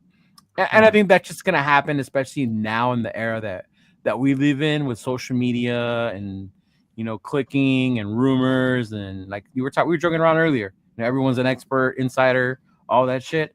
I think that Max shit's going to be like nonstop. Yeah. Mm-hmm. But it's funny that it's Green Bay, is not Detroit. That he's saying that. I get like, hey, we got to send him back home. Lions are put together, but this is Green Bay. It's a short flight to Detroit, so you can go home and visit. It is a short flight, but it's not Detroit, and it's not a team that he particularly wants to play for, right? I mean, it is a playoff contention team. So are the Lions, but they're also trying to get Tay to come back, right? Oh yeah, I've seen that. Yeah, Josh Jacobs said that. Yeah, they're trying to get Tay to come back to Green Bay. Yeah, Josh is trying to get him, trying to work that part out to get him back to Green Bay. That's what he said on Radio Row that Super Bowl week. Yeah. I forgot who he was talking to. He's like, well, let's kind of figure it out. Let's see if the numbers make sense. Yada. Yeah. What's the key word in that passage? Might. Oh yeah, might. Oh yeah. Well, I might be drinking water. I might be drinking my V drink here. I might be doing a lot of things. Right. Yeah. Yeah, we've seen it a lot recently. Like another guy, Diamador Lenore from the 49ers said, hey, come to the San Francisco, Max, like we need another fucking guy, whatever. Yeah. And it's funny that it's both of those guys because they're actually high school teammates, Keyshawn Nixon, Diamador Lenore. Right. Who I played. But I mean, just want to throw that in. Why don't you come play for my local football team? I mean, we could use someone who can be an elite tackle. And that's what it comes down to, It's a hope, it's a wish, and you would want it to happen. Yeah. Exactly. But even I saw it today. What did I see? Debo was talking about wanting to go to Denver. That Denver looks like a cool spot to play in. See, now if it's something like that, like if I hear Max say, you know what, I would love to go play for Green Bay. I love Jordan Love. That's a little different. Then I would be like, what the fuck? Yeah. That's different. Yeah, I know. I said that just to get you. I was remembering our argument in the chat the other day. But you know what I mean? Like, if it came from that, then I would be a little more. But then again, I've said it before. Ever since the whole Devontae fucking drama soap opera, I don't believe shit anyone says, even the players. Did you Right. watch? Did you watch the Rush this week when he was talking about while he was down in New Orleans, he went to go visit a certain person? No, I didn't watch the Rush yet. Did he say Yeah, he visited? I haven't seen it. Fill us in. He went to go see Foster Moreau while he was down there. Oh, Foster Moreau. Yeah. He goes, yeah, He he was just good. had, I like he just had Foster. surgery to repair his ACL not too long ago, so he figured I'd Yeah. stop in and see him while he was down there. He did this on Thursday before the event, before the NFL Honors Show. Yeah, he stopped in. No one knew he was coming. He just pounded on the door. They opened up the door, and he's standing there, and he's like, "Holy shit!" So he Shout out was to Foster, definitely surprised. overcoming the he had testicular cancer. He had to. I think he had lymphoma or something like that. Yeah, it was something that came up in his physical, right? Yeah. Well, shout out to Foster for overcoming Foster's it. cool. I like Foster. He's he's a guy who was a cool guy. You know, he was a good Raider. Not great, but I like him. mean, like he He did. was solid, man. Yeah, he was solid. I like him too. A solid depth guy. Yeah, solid depth guy for sure. Max is going nowhere. All of a sudden, you see tomorrow, yeah, we're trading him away. But that Devontae fucked that up.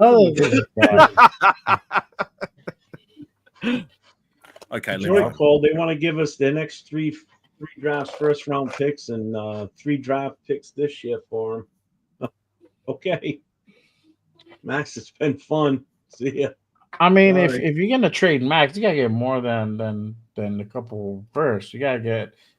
He's worth so much more. You're trying to trade him away, and you're not going to get more than what you got for Mac. I can tell you that right now. You're not going to get more than you got for Mac, because Mac we traded away when he was hitting his prime. You know what I mean? He was what, 4 years into his career. 4 years whereas in. Max is like coming off a year where he was hurt. You know what I mean? And he's been 6-7 seasons deep. Yeah. So that for me is why I like Mac did garner more capital than what Max would garner. Like maybe 2 firsts would be reasonable to expect, but it's not going to be more than that. Jack, I love you, but it's hard to always compare people to Otto. There are more Raiders than just Otto, Jack. I know. Otto's his guy though. Yeah, you don't trade Max unless he's what? Requesting and holding out. Yep. Yeah. Agreed. Yeah. Yeah, I did see the interview with Max and with yeah, Gru. I watched that today. That one was it was pretty good. cool. I like it. I like how Gru has fun with it though. That's the funny part. You know, like I didn't even want to draft, bro. Like I was like, why the fuck did we draft this kid? I can fucking ask me every day. It was the bus driver. The bus driver talked him into it. Yeah, the bus driver talked them into it. Yeah. All I gotta say is that like if it came to the point where we traded away him or anybody else, the capital we get in return, we got to make good with it. You know what I'm saying? Yeah. Like remember when we traded Mac, where we got what two first rounders and we swapped our second round for our third round. Those players turn out to be Josh Jacobs. You know, I'll take that.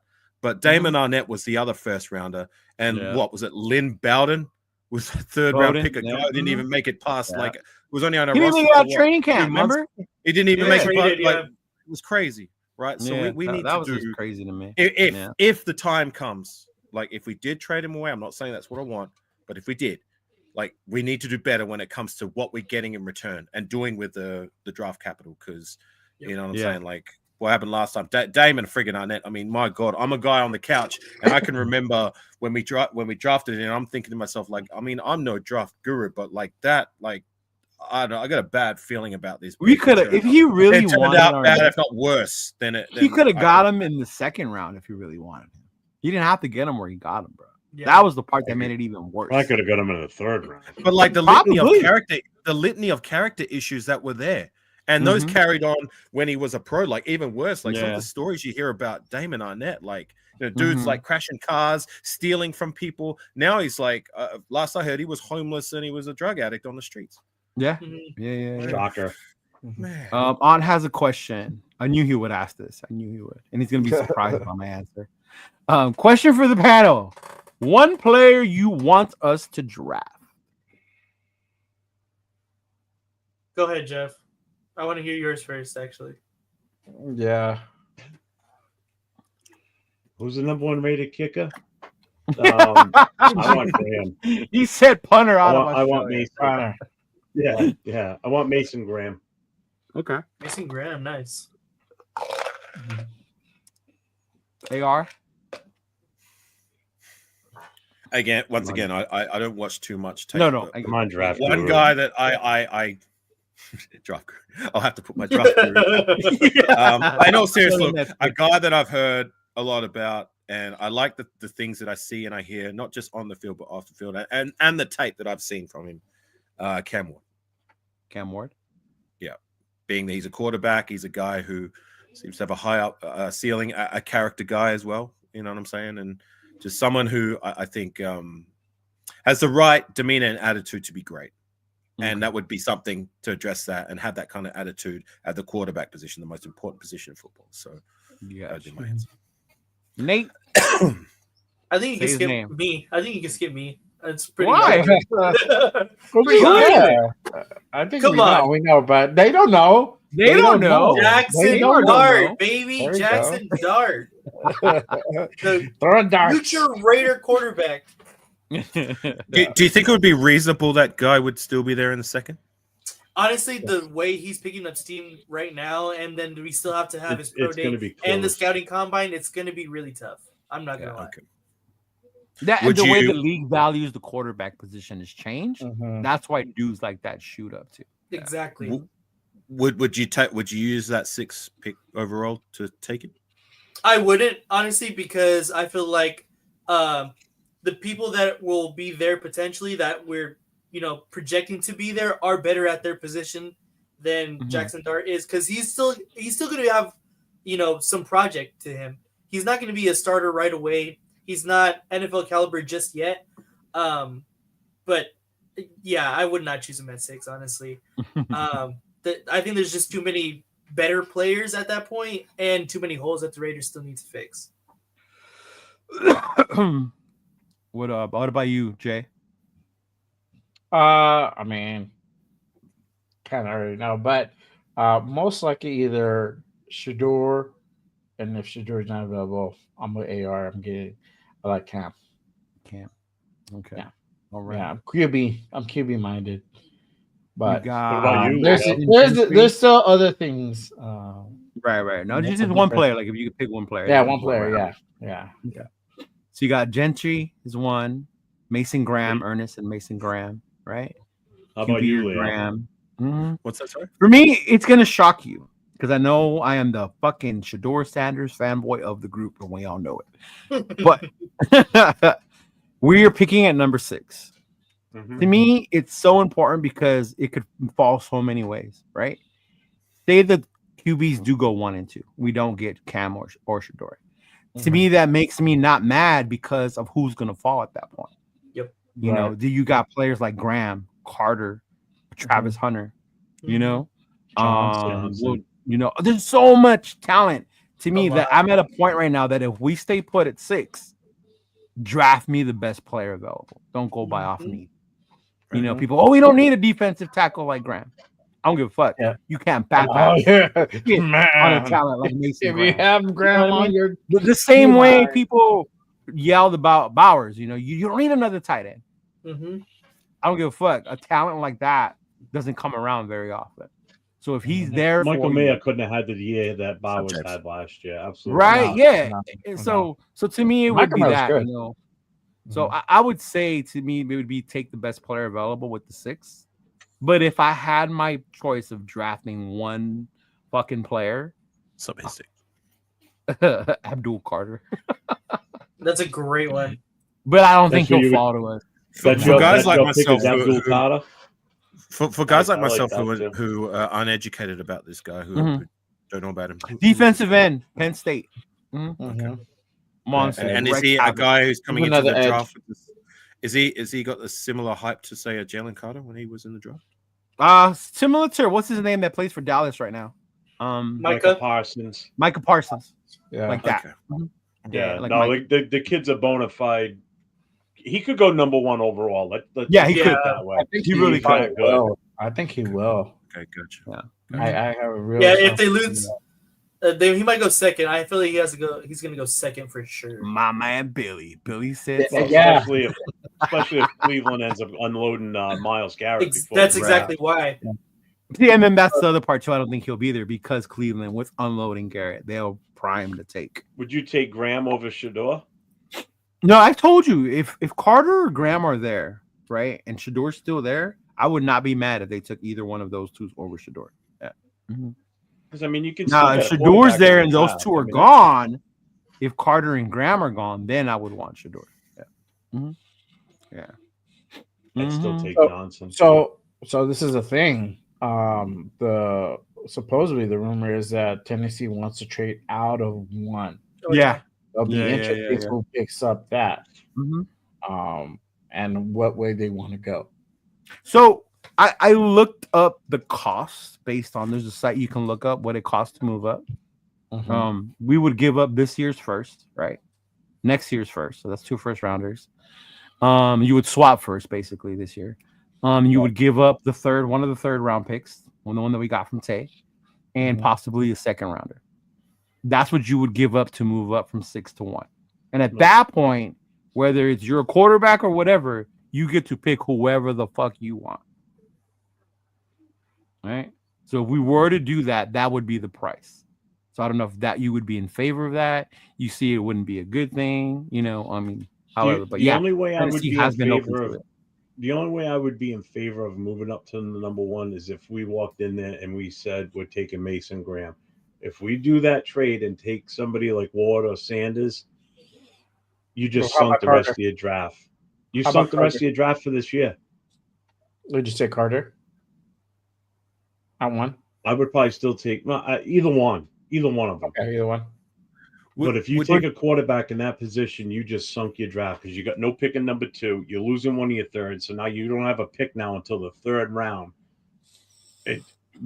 We've got so many 1, 3, and then you got 4, 5, 6, 7. Remember, you're Mr. Compile 21 picks in one draft. Just but again, and you lost your first. Yeah, but you also lost your first round next year. That would allow you to move back into the first round this year, right? If possible. So you can't even offer that up. You just did a number on yourself for this year based on the number of holes we have. And the available talent that's there. As much as that's a likely reference point, as you highlighted, Leah, I'm not saying it's would happen and it's like unlikely, but of course it's something that we executed. Do you remember back in 2013 when we had the number 3 pick? Remember we traded that pick away and all we got in return was the number 12 or number 13 pick in that year's draft and a second rounder. You know what I'm saying? Like, all I'm trying to say is that like that was the year we drafted DJ Hayden. Remember? Wait. Is that like the year we drafted DJ Hayden? We were the number 3 overall pick. We were the number 3, top 3, top 4 pick, and we traded and we down. Traded back to number 12 because we didn't have a second rounder that year. That was the year we took Menelik Watson, the right tackle. Oh. My point with the story, we added a second rounder, swap first to add a second round. Right, but my point for bringing that, right. my point is that like as much as what you're saying is the reference to how much we should have to give up to get up to that point. Right. Happen where it costs you less, much like what we did back in 2013. Yeah.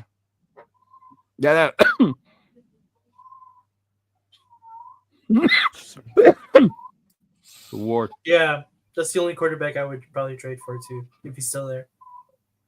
Yeah, I'm looking at that draft right now. So we traded this selection to Miami in exchange for Miami's 2013 first round selection, which was number 12, and a second round, which was the 42nd.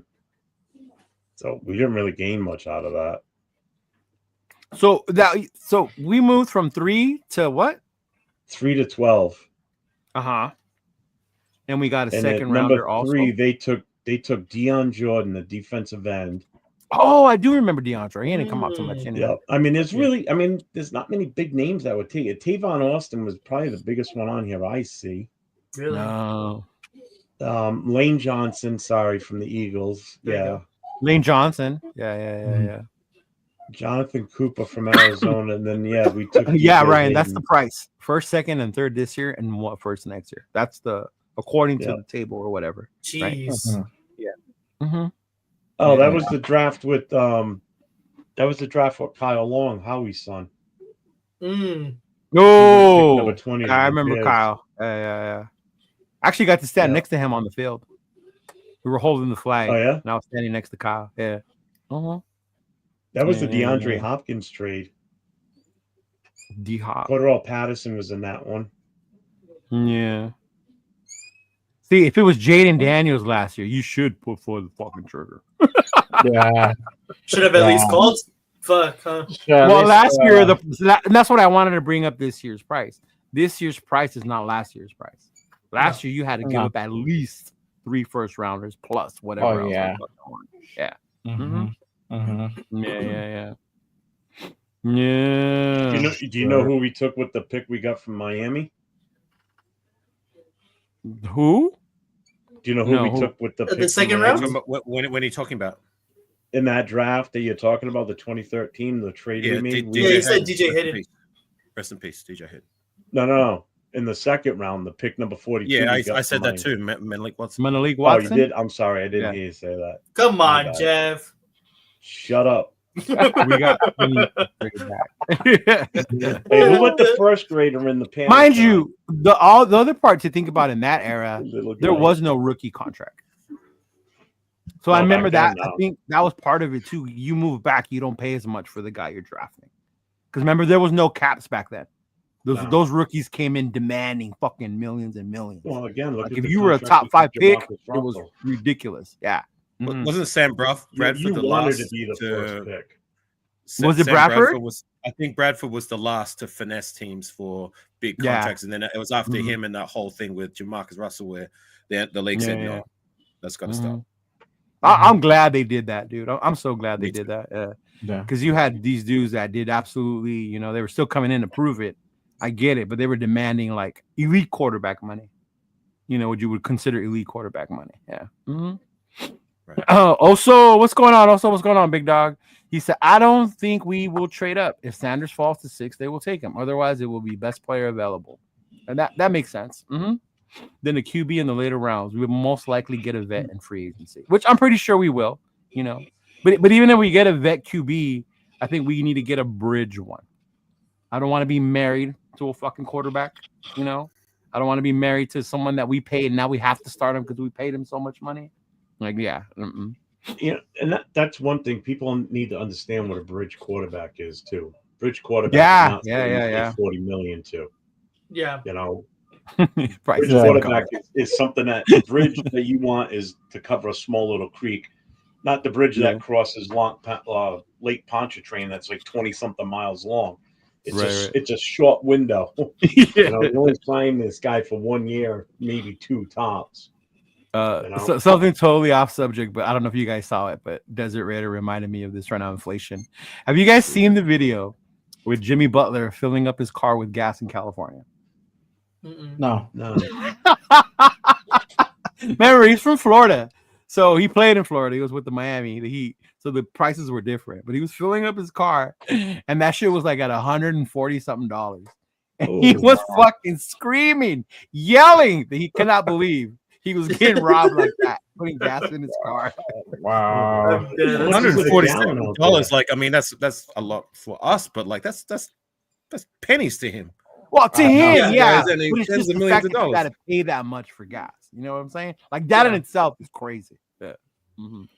He fills up his big ass truck, right? If you're not filling up an RV, like shit. Yeah, an RV. He was just screaming like, "I'm switching to electric." But I just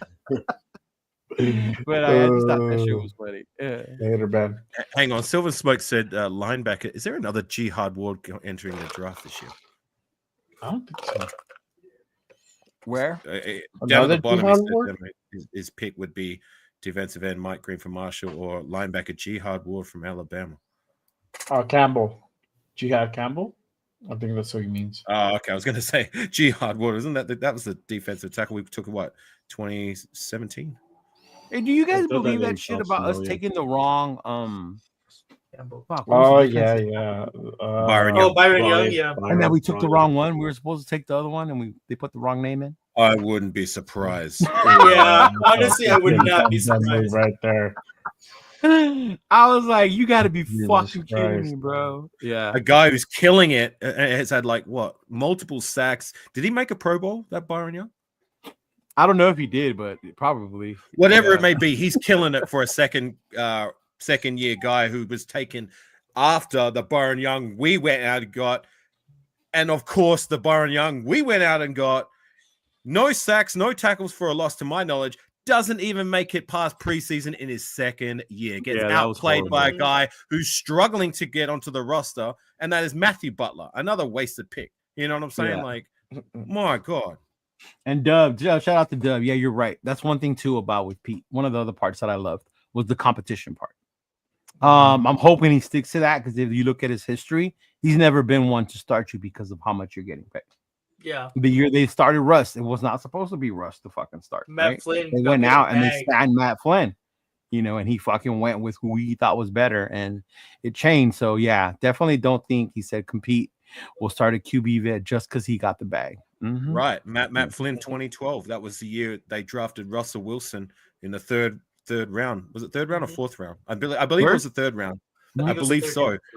Yeah. Russell Wilson was not expected to be the starter. He was expected to sit and wait. And they were hoping after Matt Flynn proved that like he had that like game, that crazy game. I think the last game of this regular season for Green Bay, which got him the bag with Seattle, that's Matt Flynn would be the guy. And of course, Matt, like I watched a lot of preseason that particular year, Right. especially with the Seahawks, because they play a lot of Seahawk games on the cable TV. And it wasn't even close. Russell Wilson just completely outperformed and outplayed Oh yeah. Matt Flynn. Yeah. Benched Matt Flynn, Yeah. and the rest was history with Russell Wilson. He Yeah. would go on to win Super Bowls, and at one point in time was one of the elite quarterbacks in the league. Whereas Matt Yeah, Flynn, they ended up trading him away to us in 2013, and he lasted like 4 or 5 games, and then we got rid of him. And we got rid of him. Yeah. Don't get Nate started on Russell Wilson. He was a big fanboy. Dude, I really like Russell Wilson. But Silver Smoke, the question: if we take Sanders at 6, who would you take at 37? So that would be in what, the second round? Second We're round. talking about the 5th player in the second round, right? Fifth pick. Mhm. Yeah. So say we address the quarterback, right? Jeff's having a heart attack. He's pissed. Fuck this. Yeah. Rio, don't call me. Don't talk to me. Next Taking day, the next Jeff week is off. cool. Like Jeff. Oh, it's you're day gonna see 2. it live because I'll probably be on here doing something, and I'll be on live during that. So He's you're like, gonna I see can't it believe they in the middle of fucking the- did I'll the call vinegar you the next breakfast. morning, Jeff. It's day 2. It's round 2, right? Who do we take in round 2? Or who would you like to see? Just taken by at that tech. point? Mhm. If Amari and Hampton is there, I would take him. If not, then I'm going for the best offensive lineman still available. So running back or the best O line? Mm-hmm. Okay. What about you, Jay? Come in. I probably would get. Can I draft Shador Sanders a second time too? Yeah, I would. let me get Dart. Let me double dip. No, I'm not gonna get Dart. He said, "Let me get done. Let me double dip." You're gonna bust the Redskins, huh? I'm gonna draft RG3 and Cousins. Fuck it. There you go. We gotta do it. I probably would get a receiver at that point, or a guard. I would get a guard. I like Donovan Jackson from Ohio State. From where? And he from Ohio State. Oh, okay, Yeah. okay. He'd be a good. So fit. he's usually there in the second, and that'd be a good pickup if you go guard. Matthew Or, Golden. I wouldn't Who's get the Matthew running Golden? back. A wide receiver from Texas. Wide receiver, yeah. Oh, the receiver from Texas. Okay. Mhm. Yeah. I think he goes in the first though. Yeah. I don't think he goes in the first. Yeah, well, the mocks. I mean, obviously. Yeah. Yeah, What about I you, believe- Nate? I'd probably be right there with Jeff crying. I know you guys would. Are you gonna He's double someone in dip? my corner. Are you I gonna would- double dip? I would double dip. The fucking like Leo said, RG3, fucking Kirk Cousins, Trey Yeah, Lance, Just because he Brock wants Purdy. Jackson Dot so He wants bad. Jackson Dart that He's bad. willing to do it. Yeah, I would probably go guard here. I know Guard. there's a lot of guard depth in this Right. draft. I like I said, I like Zabel a lot. Any of the tackles from Zabel right Texas, yeah. Yeah. Any of the tackles from Texas are very good. One of them is going to go in the first for sure, though. Okay. And then, yeah, I'd probably go guard there. Guard. What about you, AR? I know you say not much on the players, but as far as position, if we drafted a quarterback first, what position would you like to see second? BPA. BPS. Pretty simple for me. But if there was a running back who was deserving to go in the second round, yeah. Hampton's gonna be the guy. Marion Hampton. A running back or if there's a running back in that range, because like I said it before, like I want this running back room to be overhauled, and if there's someone there that's worthy of said pick, then cool. Because like with guard interior, I said before, like we've done well in recent history when it comes to finding good interior guys in that third, fourth round range. You know what I mean? And if we can do that again, fantastic. But yeah, that's my answer. I mean, the good thing is free agency's first, so that will greatly affect that narrows it down a little. Think we want to do with the draft, because that means we're either going to have a free agent quarterback we brought in, offensive lineman, running back. You know what I mean? So that will narrow down what we should do with our first pick or our first few picks, right there. Right. So I mean, everything we just said could all be for naught too at that point. Because we could have already addressed what we wanted to. And I think even if we sign a running back, though, I would still want to draft a running back. Oh, definitely. I agree 100%. Yeah. Even if we go with, who is it, your favorite right now, Najee? Not if we were to sign Najee. Yeah, I mean, I just thought of him as the best option based on who's out there. Based on the free agents. Free agents, yeah. It's not that I'm high on him. That's, it's just I think he'd be the best option. And I think if Spytech can secure those needs in the free agency, then it leaves it open to be able to take best players in the draft. You know, right? Not spend $60 million on a freaking free agent quarterback. $60 million bridge. The $60 million bridge and Sam Darnold. Fuck that. I think I'm with you, Jeff. I would want a big man, offensive lineman, guard. We need it. I would like that because there's still so many running backs we can get in the third. We got 2 third-round picks. But also, what's that receiver from Ohio State? Would he likely still be there? Would he likely still be there? Maybe. No, he's going first. No. Yeah, he's going first. And Buka would fucking be nice if we could land in Buka and our quarterback. That would be here's my other take on the offensive lineman for free agency. I don't know if you're going to see KC let what's his name walk after what happened this past week. The only thing they can do is franchise him. You know, I can't see them letting them go because now they're starting from scratch. Now they pick so late in the first round, they're either gonna have to pull a miracle and move up, or they're just gonna have to wait till then and take the best player available. I don't know much of their depth, but given their history, what I do know about the Chiefs, they draft pretty well. So even when they've had to lose players, even when they lost their corner, to Tennessee, remember? What's his name? Went to Tennessee. They had like the next one ready, and they've been able to do that. So I don't know how their O-line is going to work that way, but yeah, that's definitely a thing. But as far as where they're at with the cap, I don't even like calling Hurd, whatever the fuck his name is, but he was talking about it today with the Chiefs, how Mahomes' draft cap hit is so high, and Brady's never was that high. Brady always made it a point to not be that high, so he can have his alignment. So he can have it like that. And I only know this from living around here. Brady would restructure his contract basically almost every 2 years. He would go with a team-friendly deal so that they could have the cap space to bring in, like you just said, offensive linemen or even a defensive guy. Yeah, he was always team-friendly contracts. Because he knew he was going to make his money other ways too. I mean, he has his endorsements, TB12, all that every shit. goddamn commercial around here every time he turned around. Yeah, another reason why I hated him then. Oh, up there where you live, he was on TV all the time. Oh my god, everything. Oh man, We're about to see that. Well, I'm about to see that whenever I tune into the Las Vegas stations. But yeah, Would that Plus, at Scatterboo that guy? time, he was married to Giselle, and she was worth more than he was. Yeah. What's up? Sorry, would that Scatterboo guy? He's a guy I've heard a lot of hype about when it comes to running back room. Would he be available round 3, round 2? Round 3 for sure. I think he was round 3 for sure. People are talking about maybe him skyrocketing or moving up based on the combine is a big thing too, right? Right. How they do in the combine, they show their speed, their the movement, the cones, all that shit. See how far they move up. But Scatterboo's definitely one of the later round running backs you can look at. The kid from Kansas, there's a kid from Kansas that I like. Devin Neal. Fucking bruiser, bro, monster.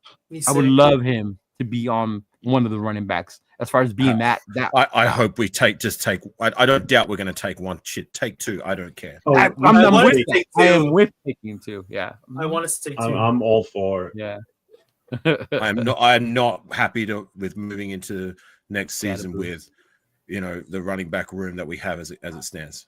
Oh yeah, majorly upgraded. That's right. He is from California. Yeah, see, KC only has 12 million in cap space. Yeah. Oh yeah. Yeah, it's pretty bad. But I mean, they do restructuring and they do moving numbers. Remember that one year when New Orleans was like negative something. Oh yeah, right. And somehow they still were able to fucking have a team where they were fucking under the cap. Yeah. Right.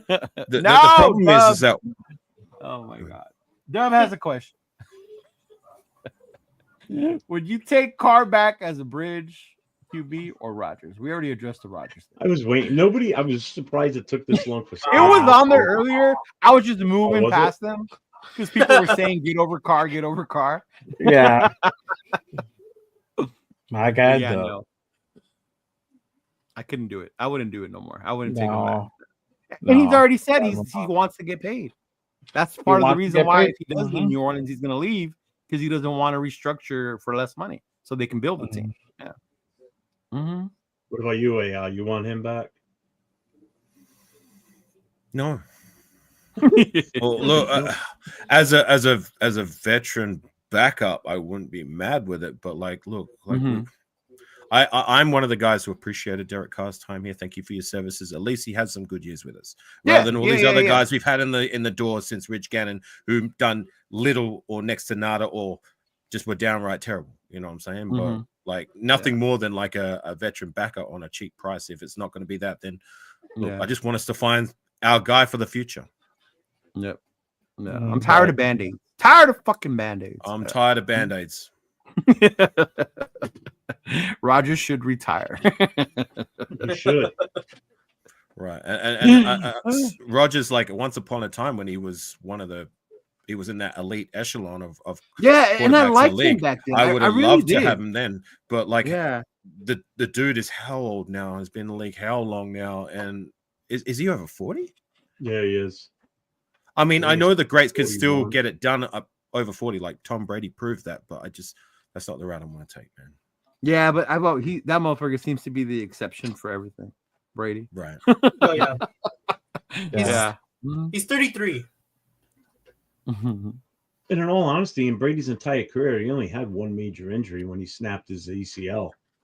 That was the only injury he ever really had. Rodgers is sick. The Raiders are getting add a name to the list. Joe Flacco in the free agency. I was laughing at get slapped comment with a veggie right. You see, Raiders are most likely to land Joe Flacco.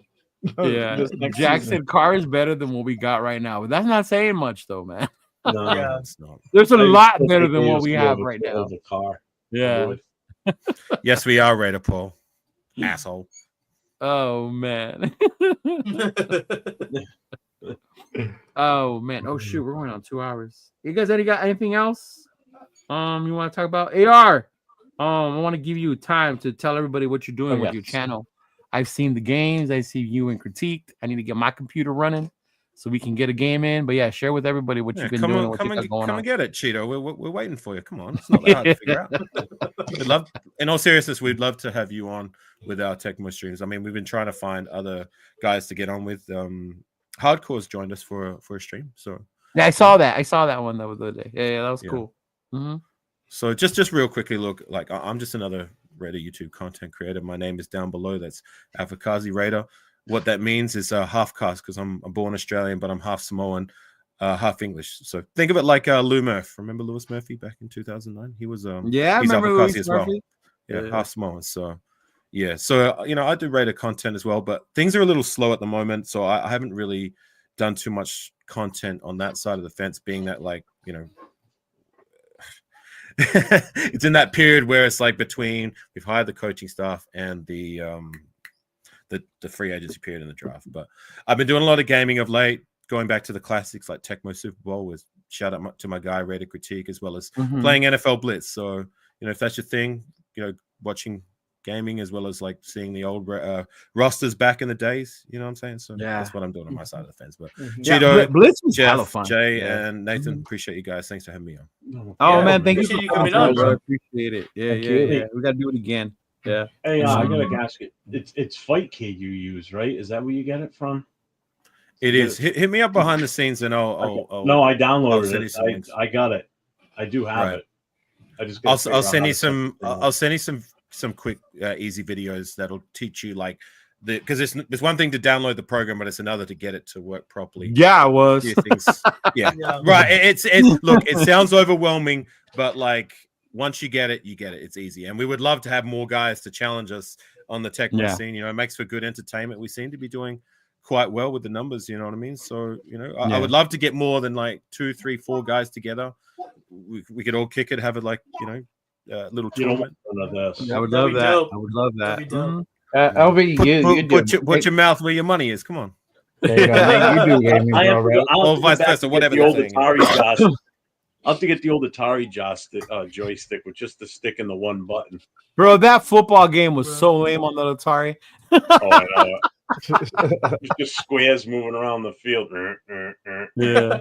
And shout out to the chat. I appreciate all the kind words. You say, Afakasi, you're going to a game next year. I have a question. You're going to a game next year. Before I address that, like there's a lot of people that I'm familiar with, and there's some new faces in the chat that I can see. So I appreciate your comments. But as for that, look, I want one day I will be back in the States. I have been to a game before. Back their last ever home win in Oakland. I sat in the black hole behind Gorilla in that 2019. But I would love to come back to the States. I'm probably going to be priced out of going to Vegas because like tickets alone for me to travel to the States is $2,500. You know what I mean? That's just for the flights. You know what I'm saying? And then like I'm gonna have to worry about hotels and tickets for the game as well as like daily expenses. Look, man, if you make it to the States, I will get your ticket to the game. Look, I appreciate that they're helping hands. Like I'm not one to like, just don't you know what I mean? Like I pride myself on like just doing things yourself. You know what I'm saying? Any help is appreciated, but like LA would probably be more of a reasonable and feasible option for me, considering like how much expenses is going to be involved when we come to this. But I would love to one day again soon. I'm trying. Come to the Patriots game. These guys are all supposedly going to be coming out here. Bro, I'm going. You're talking about California, and he's got to fly all the way across. I know. England? Damn. Well, I've done it before. Like it took me to because I went to Michigan first, and then I went to California for the Oakland game. My first going to Michigan was a 32-hour bender on the plane. Damn, like I had one stopover in New Zealand, I believe, but it's a slog, man. Being on a plane, like being a big guy, because I'm 6'2", 300 and nearly 310 pounds. Like it's tough, dude. It's real tough. But like for my Raiders, it's worth it. I'm trying to come back. I would probably go and shout out to my guy on 6, who's based around close to LA. So I'd probably go kick it around his way and then try and make some things happen with the going to a game and linking up with some of you guys. You know what I mean? I would love to meet. Yeah, I'm close to like a lot of my Raider brothers and sisters like in person, but just one step at a time. I got to get there first. I'm trying. Got you. Appreciate it. It's tricky, man, for sure. Yeah. I'll tell you what. He said I'm 6'7", and it's a biatch to fly. Yeah, right. For anybody who's a sizable guy, it's not comfortable. Let alone having to do it for more than 2 hours. Let alone I didn't even 32 think about it. hours. I bitch about it because You know I'm a what big saying? guy this way, not tall. But I can just imagine. Oh fuck! I'm that would 6'2" fucking suck. and 300. I'm over 300 I'm pounds. 6'6". Sucks. I'm 6 feet tall, 6 feet wide. So yeah. So You're SpongeBob. You feel like a block. Oh man! I hate Hey, flying but for 3 hours. I couldn't even imagine 36 hours. I would go insane. That sounds crazy. what's the Sydney Swans? That's an AFL team. So he's based on the. I don't know if you're from there, but that's on the east coast of Australia, New South Wales. I know it's on the east coast. I'm from the west coast, so my Australian rules football team was either be the Eagles or the Dockers. I'm a Dockers guy, but like I don't watch Australian rules football the way I do with American football. Like if it's Raider football, that's you see the colors. You know what I'm saying? Like I'm on this panel for a reason because I bleed silver and black. You know, what I'm saying? Sure does. Yeah. Yeah, man. But appreciate you coming through today, fellas. You got anything else? I know you guys got your show tomorrow. You want to shout that out, Jay? Whatever you got coming up as well. Always got good shows and videos and content going out. So go ahead and share, man. Go ahead, Nate. You go. Yeah, I mean, like Leo was saying, we got a show tomorrow. It's Raiders Coast to Coast. That's going to be me and Jeff. So go ahead and make sure to subscribe to our channels. Make sure, stay connected so we can, bring that to you tomorrow. And then for me personally, I do gaming as well. I have a gaming channel. It's called LV Raider Gaming. You can find that on YouTube. So if you guys want to check that out, try to do something different, not specifically just like football. I'm trying to do everything on there. I just got FIFA, just got FC 25. Oh, you want to get schooled on FIFA? Let me know. I love FC 25, so I'm gonna. Are you console gaming or you console? Going for your PC? I have console, but I could do PC as well. Yeah. Come get on the Tenko Super Bowl. I mean, what console? Bro, I'm down. I'm down, bro. Nate? What console? Nate? I got PS5. Okay. All right. Yeah. I'm still trying to work on this kid over here. So let me just PS5. What can you repeat your channel again, Nate? It's called LV Raider Gaming. So it's a separate channel than your regular YouTube channel? Yeah. So I was trying to build that like organically. Obviously starting it off the fucking floor is kind of tough. So I'm starting to do shit off of my Instagram because that's where I have the most I seen that, followers, and then kind of just point them towards the other channel. Basically, what I'm doing. Right. But it makes sense because like with I found like with my content because I'm doing both of my channel and the gaming side of things actually a lot more grew successful your channel, right? When the Raider, right? What? Sorry. Did the gaming thing grew your channel more? It did, like substantially. My subscriptions like went through the roof since I started like doing gaming in the off season. But like my point of what I'm trying to say is that like I notice when I go back to making Raider videos, I start to lose like it goes down a bit because the people that found me doing the gaming and then when they see like the video and the subscription thing, it's like he's doing Raider content. I don't recall right. Subscribing to someone I subscribe to someone who's doing gaming, like you know what I mean, like so I can understand why you do it, keeping things it makes separate. sense. Right. Gotcha. Yeah, it makes sense. Yeah. That's good to know because some people want me to do a mental health channel with them again. And I didn't want to use this channel for that. I was like, I want to keep it separate for that reason. Simone Raiders just recently done it. I mean, he's got a huge platform with his Raider football channel. Yet he's gone started a new channel with to do with wrestling. You know? What I'm saying? I saw that. Yeah, for the WWE. Which is to my point. Like like it makes sense why some guys, even though they have big channels, I'm not saying my channel's big, but you know what I mean? Like they have bigger channels and they want to keep like, if they want to do content that's nothing to do with say the content that's bringing them views and that, like, then it's understandable why they keep it separate. Yeah, I get you. I get you. Yep. Awesome. Yep. All right, fellas. Appreciate you guys. For those of you who follow us, appreciate you for coming through, standing by, keeping up here with us. Hit that subscribe. Are you gonna let Jay say anything about his stuff? Yeah, I was waiting for Jay because I was Oh no, bro! You're already signing us off. I'm like, okay. No, man, will you give me a second? And I was gonna highlight Jack wanted to say something to you. See, yeah. Thank you for doing your Saturday shows, Jay. My pleasure. Yeah. So, I got the Saturday shows. I got a few shows lined up.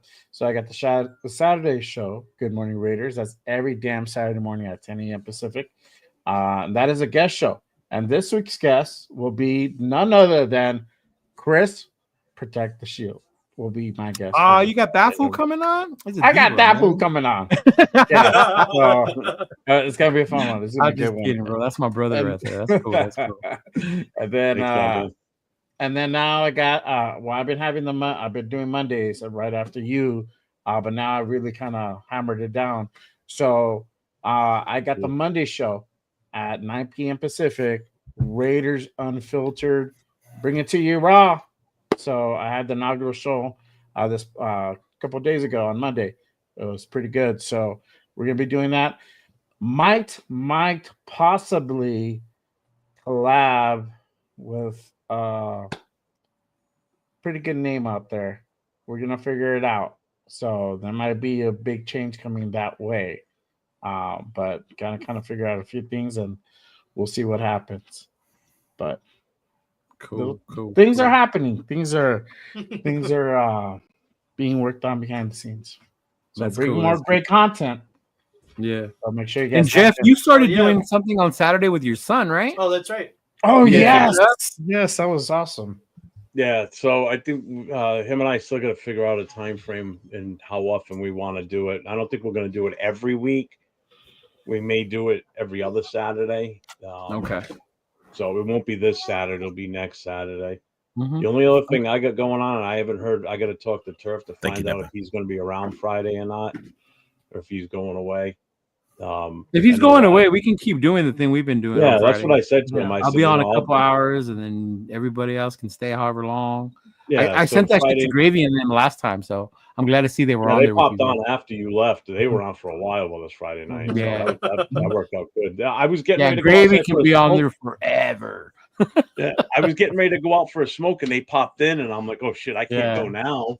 And I would be kind of a douche if I get up and walk out for a few minutes. But yeah, so Friday night. Look for a link on my channel or Leo's. We'll be on Friday night. It's a pull-up show. We go on and talk for a little bit, and then we stop letting people on the channel. Only other thing I got going on is I may go live during the day tomorrow. But the Booster Club does have just opened up today. We do have our store. Yeah. So the Booster Club, this is not for me personally. This is the club. So if you purchase anything from that store, it goes completely to the club. It does not go to me. So there's a few items on there for now. We will be adding more items to it in the future. But it is $13 flat rate on the shipping, no matter where you are within the United States. Unfortunately, AR, if you want something, I'd have to work out a special deal.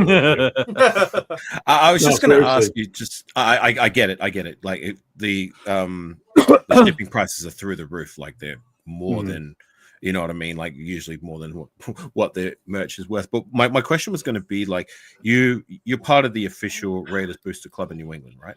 Yeah, I'm the president. Are you you're the president? Okay, you're the president. So say if I was to reach out and say, I want to form a Booster Club here in Australia, is that something that's possible or viable? Yeah, I mean, if you got a following out there, if you got people that are local to you that are Raider fans, yeah. Okay. Yeah, the team doesn't recognize Booster Clubs like they used to. They stopped doing that once they made the move from Oakland to Vegas. They're starting to do it again, only with one club. Morris Bradshaw, the gentleman that passed away a couple of weeks ago, he was the liaison for the Booster Club, so we used to interact with him directly. So they used to have it up on Raiders.com. They would have a whole section for boosters. You would go in and you'd be able to see every club in the country, and then you would just find the one that's closest to you. Then you reach out to them, and each one was independent. So there's still booster clubs out there, but they're not recognized by the Raiders organization anymore. Yeah, no, they're the Vegas is trying to do that, but only with one club. And then you being part of a club, you know how much drama that's going to cause. I don't even want to talk about it because that's just drama in itself. But yeah, the Raiders are only starting to recognize one certain club. Yeah. I was just asking the question, like, just out of curiosity. Like, well, it's great, especially if you connect with people that are local to you and you guys find a place to go and meet up and watch games. I don't. Let me just share something real quick. I went to go watch the Super Bowl the other day. I usually don't go out that much, especially I just usually keep to myself. I'm used to having to watch Raider football. If I want to commune, that's why I'm here talking with my Raider brothers and sisters based in the US. But I went to the pub to watch the Super Bowl. The busiest bar it was an American themed bar, and I went there. And there was quite a few fans there, mostly with Chief colors. There was a lot of Eagle fans. I was the only guy, the lone wolf, wearing Raider colors. Really? And amongst hundreds of people. I saw one guy who came out when I was sitting outside wearing a Raiders cap on. A nice guy. So I asked him the question, are you actually a fan, or is this for the fashion? He told me he was a Patriots fan. Oh, that's like a kick in the balls. Look, no slight to him, because look, he was a nice guy. You know what I mean? He was cool cat to talk to, but yeah, it's all right. I get it. I know an asshole that I absolutely love, and he's a Chiefs fan, but I gotta call him brother. But it happens. but with that said, like, it's gonna make that even mean that much more when the day comes, because the days, we've been terrible for years. It's going to come where things will turn. You know what I'm saying? May not happen next year. Hopefully it does. It may not happen in 5. Whatever it may be, the time will come when we're going to be great again while I'm alive. You know what I'm saying? And when that time comes, it's going to make it that much sweeter that, like, I am literally on my own lonely bubble here, lonely island here in Australia. So, when the day comes, when I go back to that same bar for a Super Bowl or a playoff push, whatever it may be, and I see a sea of black jerseys, you know what I'm saying? I can be proud to say, I was there through the trenches. I was there during the lean times when we were literally the worst team in the league. You know what I'm saying? And I was still making content week in, week out, talking about my Raiders, communing with my Raiders. I wasn't just some fair weather bandwagon guy who jumped on the train just because things were good and great. Much like all these Johnny come lately Chief fans that I see in the bar who wouldn't know the third thing about guys like Okoye or Larry Johnson back in the day. You know what I'm saying? You ask these guys the questions. Oh, what do you think of these guys? You past grades. JJ Burden, Lake Dawson. They don't know nothing about those dudes. How about Christian Okoye? Do you know him? Talk that shit. Exactly my point. Raider. So let me ask you this. You obviously, most of you must have watched Game of Thrones, right? You know how the big thing was the winter is coming. That's just like us. The Raiders are coming. We're coming. My nerddom stopped there. I didn't get into I know it's taking it. We keep saying that year in, year out, and it just hasn't happened. But it can't be like that forever. I refuse to believe it's going to be like that forever. Things will happen. It will change.